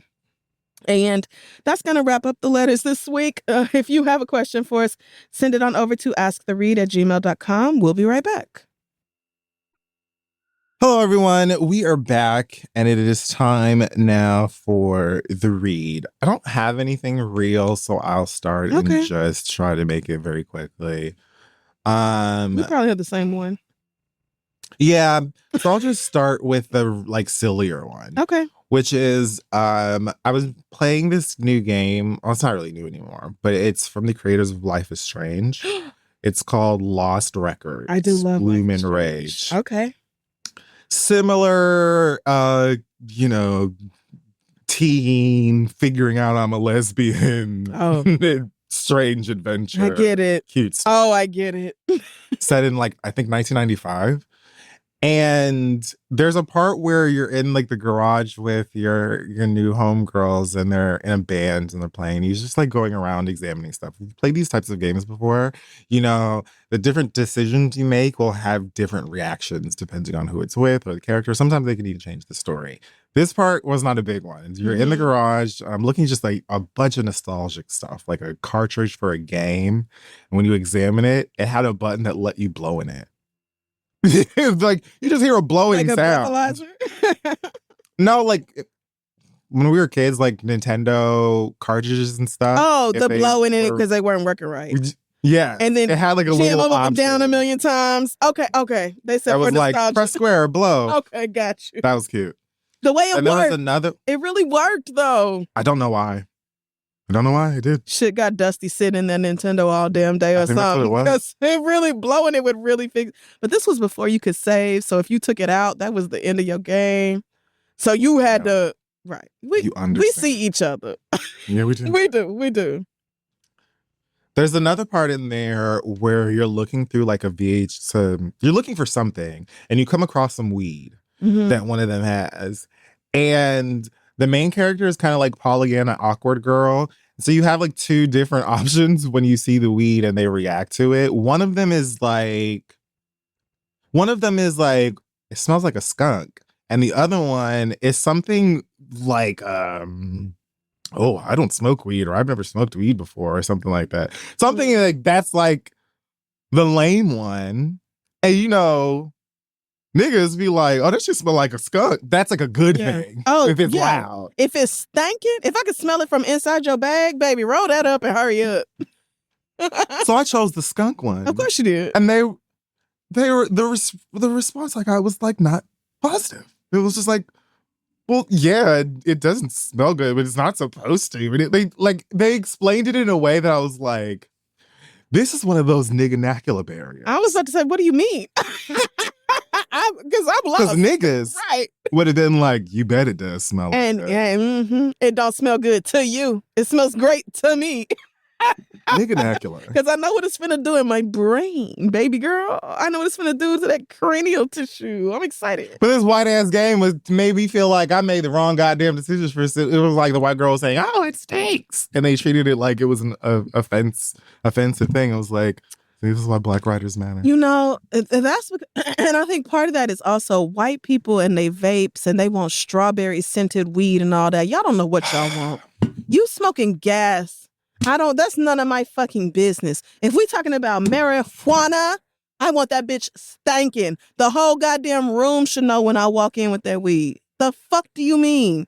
No, I don't want it to smell like Mango Delight. I don't want a passion fruit spritzer. Oh this shit is supposed to be stunking. Peach sorbet. No, fuck that. Orange creamsicle. All you kids and your electronics doing drugs with electronics in my day. Smoke the weed and then go get an orange creamsicle. You're gonna want one. Like, why have to taste like the dessert? Right, it's not so. You smoke the weed and eat the dessert.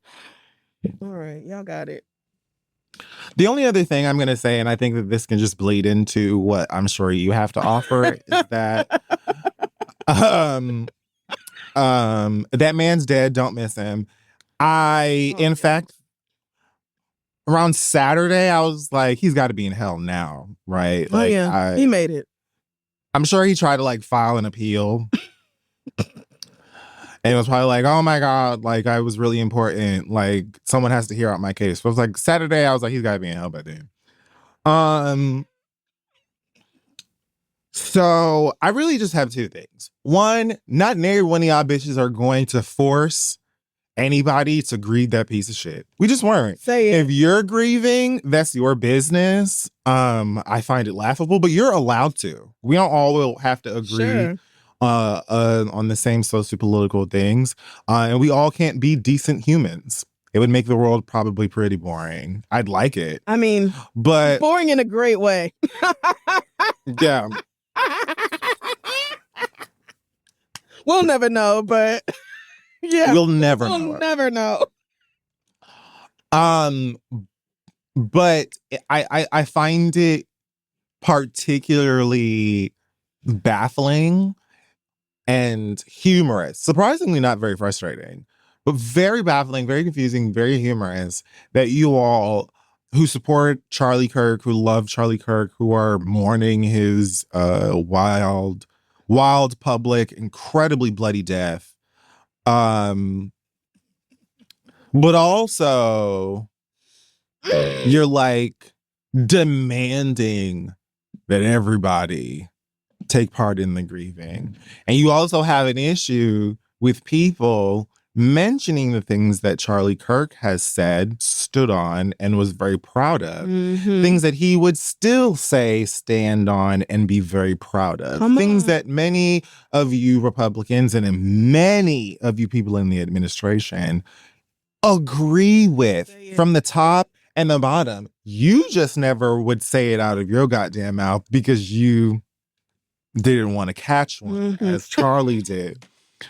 They even said out loud many times that Charlie Kirk could have been a part of the current administration, but they felt like he did more good being political activist everyman, going around to college campuses trying to argue with children in an attempt to humiliate them and get clicks so people could listen to his little backwards buck-tooth drooly mouth ass podcast. Again, if you are a fan, you're right. But I just find it really interesting that you want people to shut up about the things that he said. Right. When he'd say it again, can't, he's dead. But he would say it again if he wasn't. Mm-hmm. He'd be proud to say it again if he wasn't. And you were proud of those very things, ideologies that he stood steadfast on, that he believed up until his actual death. Yep. He believed these vile things or repeated these vile things. And said them out loud all of the time in smarmy, despicable tone. Mm-hmm. So why is it an issue that people are recapping it? It is. People often, when someone passes away, say, hey, let's go on a journey through some of their moments. Yeah, and it happens. Not our fault. Every one of us. Not our fault that Charlie Kirk's journey is filled with a bunch of fuckery, hate, homophobia, racism, and a lot of calls for gun violence. A lot of excuses for gun violence. A lot of supporting of mass shootings. Correct. It's a kind of comical that you think people shouldn't include that in his memory. And it's comical that you now all of a sudden have a problem with these same thoughts and sentiments that you agreed with being brought up.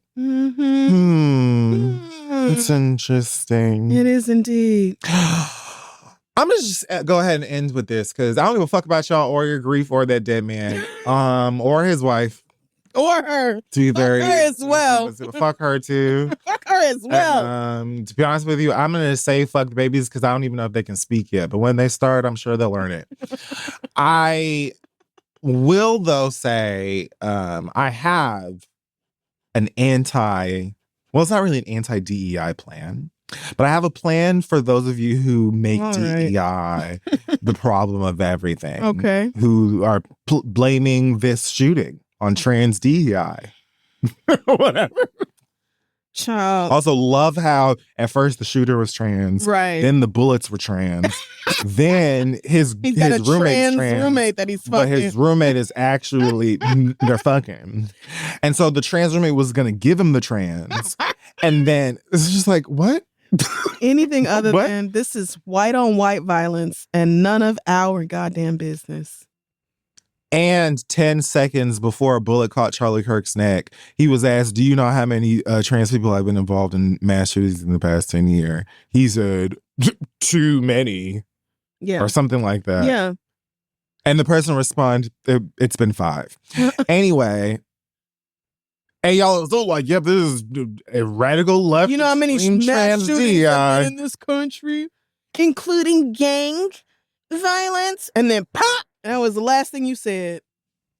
I think the reverse. I think we should have a reverse DEI thing where a whole bunch of y'all bitches who hate it just go back to school. Because really, outside of DEI, you needed an education anyway. Y'all are wide open outdoor stupid. Stupid.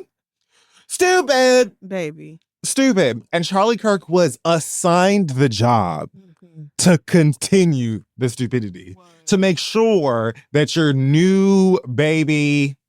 not your new baby, but your baby and their new sense of freedom and autonomy or whatever would get sucked up into all the fuck ass outlaw Red Dead Redemption tobacco spitting bullshit that y'all are still trying to pump out everywhere. Yeah. You agreed with the things that he said, but you also understood that they were so extreme, so radical, and so evil that you wouldn't say it next to his ass. You wouldn't want him to say it in the office. Right. But go ahead to all of them damn college campuses and go say whatever. I think rather than complaining about DEI, which I guess is giving jobs to people who oftentimes are far more educated and capable than you, most of y'all really should just get an education. Get a real one. Start again. Texas, those of y'all listening, I'm probably not talking to you. But your governor over here posting clips of black girls getting arrested because they had, they were rage baited. Right. By some stunt ass Charlie Kirk. Y'all, do you actually have young people who are fans of Charlie Kirk because he said fuck black people and trans people and was really it? Yeah. And they were like, good going out and now trying to incite rage from black folks so they can get in trouble. And you have the governor of Texas being like, this is what happens to people who taunt Charlie Kirk's death. Girl, first of all, fuck you and Charlie Kirk's death. So this shouldn't even be something to brag about. You arrested somebody because they don't give a fuck that somebody else died. You're kicking somebody out of school because she don't give a fuck that somebody else died. Somebody who would have rejoiced over her death, mind you. All right. Would have had an actual party. Yeah. Would have got on his someone who talking about how she deserved it. Yes. The deaths of numerous people. Exactly. In just the past 10 years. Mocked them. Y'all we should, even people on the left are I'm not going to celebrate his death or whatever. They're nobody's telling you to go get a sheet cake, bitch. Well, you should though. But you should. There's nothing wrong. But also, if you did, you would be well within your rights. I would double tap like. Yeah. He was a piece of shit and a horrible person and perpetuated violence, including the violence that got him killed. We can talk about both of those things. We can say, hey, don't go out and with a fucking rifle or any other and just start blasting people. Because you know what I thought?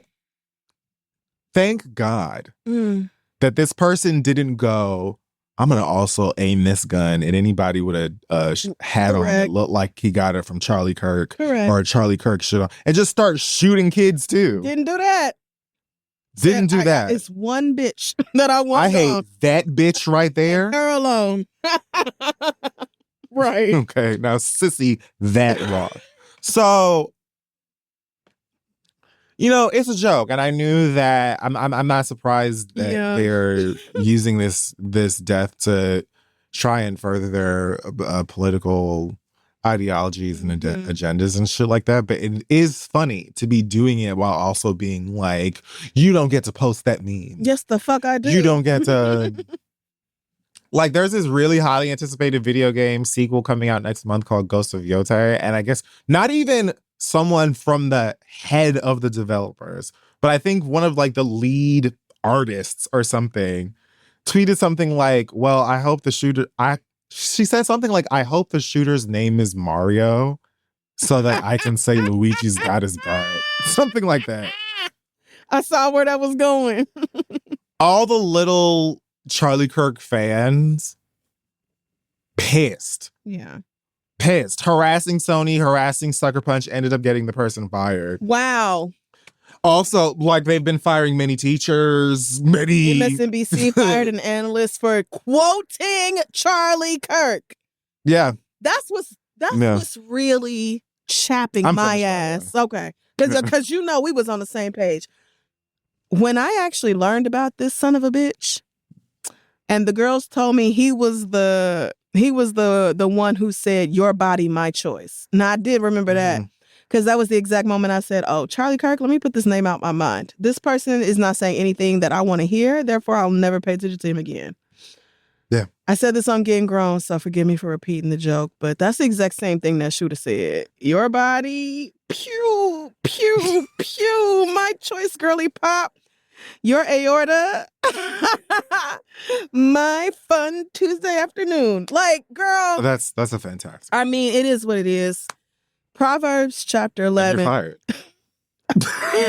You're going to have to call whoever's in charge of the read and tell them that you want Crissle gone from the read. Good luck with that. Proverbs chapter 11, verse 10 says, when the righteous prosper, the city rejoices. When the wicked perish, there are shouts of joy. You have heard shouts of joy over the past 7 days because a wicked person perished. Charlie Kirk also huge alleged Christian. So this is I'm starting off with a Bible verse because a lot of people have been saying, well, he was a man of faith. Not really. Who's? Not really. Not really. When you look at the teachings of Jesus Christ and then you look at the teachings of Charlie Kirk, those don't go together. Not to me. They were on the news talking about he's doing God's work. Which God? Which God? Trump's God? Not my God. It's no way in the world. My Ares, God, the God of war? My God would have never said, I think it's worth it to have a cost of, unfortunately, some gun deaths every single year so that we can have the Second Amendment to protect our other God-given rights. That's a prudent deal. It is rational. My God wouldn't have said that. My God would crack up if you said that and then you were a victim of gun violence, though, because you justified your own murder. And he has a sense of humor. I think a lot of people forget that God is funny. And yet, people quoting Charlie Kirk are being harassed and targeted for having the same views that Charlie Kirk had about Charlie Kirk. It's Trump's big stupid ass ordering the flags at half-mast when he didn't do the same thing a few months ago for that lawmaker in Minnesota who her and her husband and the dog got killed and them other two got shot too. Yep. Wasn't no flags at half-staff for that shit, but it's for this nigga who's not even an elected representative. This person is not even a politician. This is just some prepared asshole. To punish people who did not do the flag thing, by the way. This is the same person who said if he saw a black pilot, he would be nervous and he don't want LaQuisha operating on him in the hospital. LaQuisha didn't even get the chance, baby. You bled out before LaQuisha even had the chance to try to do a patch job on that neck. You were very dead. You were dead before they even made it to the parking lot. Your soul was out of here. It took so long. Actually, I do know why they took so long to tell us, because it had to be Trump. Yeah. Y'all were waiting for Trump to get on Truth Social so you could save Earth. Right. The fact that J.D. Vance used taxpayer money to go get that nigga's body and we are paying for his funeral and all this, it skipped the 9/11 memorial where Trump was sitting there with his very obvious stroke face. Did you see that nigga at the 9/11 memorial? Half of his face looking normal, the other half drooping off on this sharp incline. Like, that nigga, you're all right. We know what this is. talking about Joyanne Reid and Michelle Obama and Sheila Jackson Lee and Ketanji Brown Jackson and how they're all affirmative action picks and they don't have the brain processing power to be taken seriously and they had to take a white person's slot. This is somebody who dropped out after one semester of college. An absolute idiot. He talked about George Floyd like a dog. Joyanne Reid and Michelle Obama and Sheila Jackson Lee and Ketanji Brown Jackson are all more qualified in the tiptoe of their pinky toe nail than you are in your entire body to do any fucking thing at any point in time. He also said once, and this is another quote that I guess is getting the girls fired. Okay. He said, I can't stand the word empathy, actually. Oh, yes. I think empathy is a made-up new age term that it does a lot of damage. What a dumbass. You think empathy is a made-up new age term? Empathy. Empathy is a very old word. We didn't just come up with it. What? What is shocking about this is that Charlie Kirk said it was okay for people to die from gun violence so that we can keep our guns. And Charlie Kirk said being empathetic about it is new age and stupid and it just gets in the way of real progress. And yet y'all are trying to take away jobs and livelihoods and homes from people who are saying the exact same fucking thing about him. If it had been, he would still say any one of you could have also died and he would have said the same thing. Any of y'all. Some of you did. Baby. Stephen Miller. There are Miller. people who's still living with family members who've lost, who have to hear bullshit like this. I don't give two living fucks who don't like the fact that there are plenty of people who not only don't give a fuck that Charlie Kirk died, there are plenty of people who are happy about it. Because it is genuinely a better place. Yes. It's a better world without him. His children are better off without him. I saw that quote about if his daughter was raped, she would have to have the baby. First of all. Yeah, he did say that. First of all, yeah, you said that. But if her rapist was anything other than white, I very much fucking doubt it. You would have been paying for that private abortion somewhere where nobody ever knew because you're not bringing no damn biracial, triracial, multiracial baby into this world via rape. You're not doing that. You probably would have disowned your daughter if she was with anybody who wasn't white in the first fucking place. But y'all say one thing and then do something else privately all the fucking time. So all the time. It's not, I expected regular, everyday people to be weird about Charlie Kirk. For the United States government to chime in on this shit, for multiple major league sports teams, MLB and NFL, to take moments of silence. I am officially, y'all know when I moved to New York, I said I'm going to be a Liberty fan and a Yankees fan. I am now a Mets fan. Respect my privacy. I simply cannot support an organization that took a moment of silence for Charlie Kirk, but not for the kids who died in a school shooting that same goddamn day. Well, there are real victims in this world, and y'all decided to honor and mourn the bitch who said it was worth it for people like him to die. He said it was worth it. He said empathy was bullshit. And y'all mad at us? Okay. All right. I'm in the fucking Twilight Zone. We in the Twilight Zone. I love this meme I saw on Twitter. Oh, God. That says, in quotations, a moment of silence for Charlie Kirk. And then they posted this.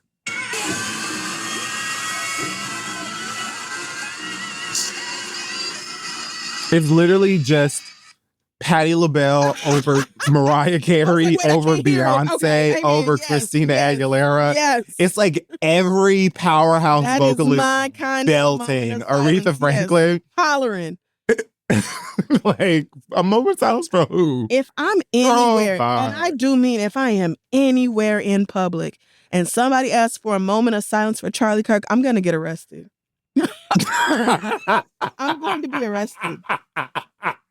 I will be locked up and carted away because the way I'm finna act a fool, y'all finna be like, I know that colored girl didn't come out here hooting and hollering and causing a ruckus in this way. Yes, the fuck I did. I'm supposed to mourn that bitch who would have sat there on his program and made fun of me if the same shit happened to me. would have denied it in the first place. Actually, Charlie Kirk wasn't shot in the neck. Actually, it was a drug overdose. And that video is just AI, and you guys are all sheep and simpletons for believing it. And it's just another white man with a drug problem. And why don't you guys just be fucking for real and acknowledge the drug problem that white men have in this country? Since that's what you can do about George Floyd, then we can do that about you. We can simply lie about it. And all the people, and again, when I found out that there is a group of white people that are so far to the right that they think that Charlie Kirk is too liberal, I said, please leave niggas out of this. Yes. I said, leave niggas out of this. I had never heard the name Nick Fuentes in my life. I said, please. Well, the kids are figuring out. I mean, grown-ups are figuring out what groypers are this week. We don't have nothing to do with that. This is cracker nonsense. Leave us out of it. White man shot another white man. So why are y'all going around threatening HBCUs? Why is a black man all of a sudden found strung up in the middle of campus in Mississippi? What the fuck is going on there? Leave us out of this shit. Niggas don't have nothing to do with it. You didn't want black pilots. You didn't want LaQuisha in the operating room, and we wasn't. This don't have nothing to do with us. It wasn't no black, trans, immigrant, liberal, none of that shit. It was a MAGA, crazy, white, dumbass boy who did that shit exactly as it should have been. You want me to mourn that bitch? You think I'm going to shed a tear over that bitch? His children are better off. They're better off. We're going to take a moment of silence for Charlie Kirk. Girl. I will pull out my iPhone and play One Shot by Danny Duquesne. I'm playing My Shot from the Hamilton soundtrack. I'm being as disrespectful as fucking possible because y'all got me fucked up. And all the people being like, well, this is just going to make things so much worse. They're going to use this as an excuse to come after us, baby. No shade, because they probably are. You use everything. They probably are. But if it turns out that Crissle got killed by some white murderous gunman, nobody will be shocked by that. That's exactly what we expect to happen to me as a black woman in America. We expect some crazy white man to hate what I have to say and come after me.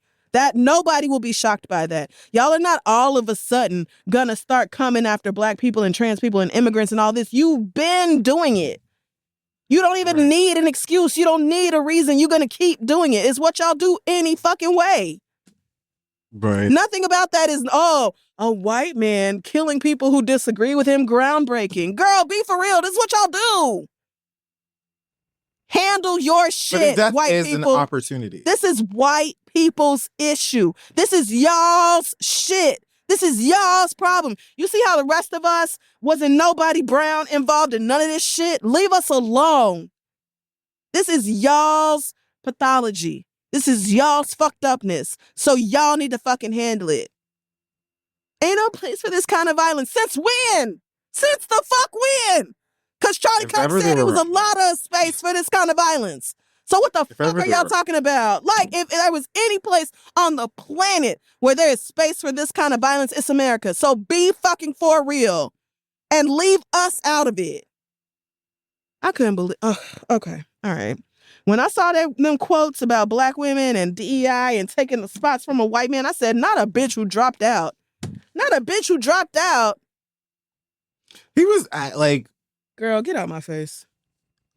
Professionally, he was a joke and a grifter. Yes, literally. But many people in politics today and similar positions are. Yeah. And when he just was one of those white men who could put on a suit and have like a hoorah. I'll just believe anything.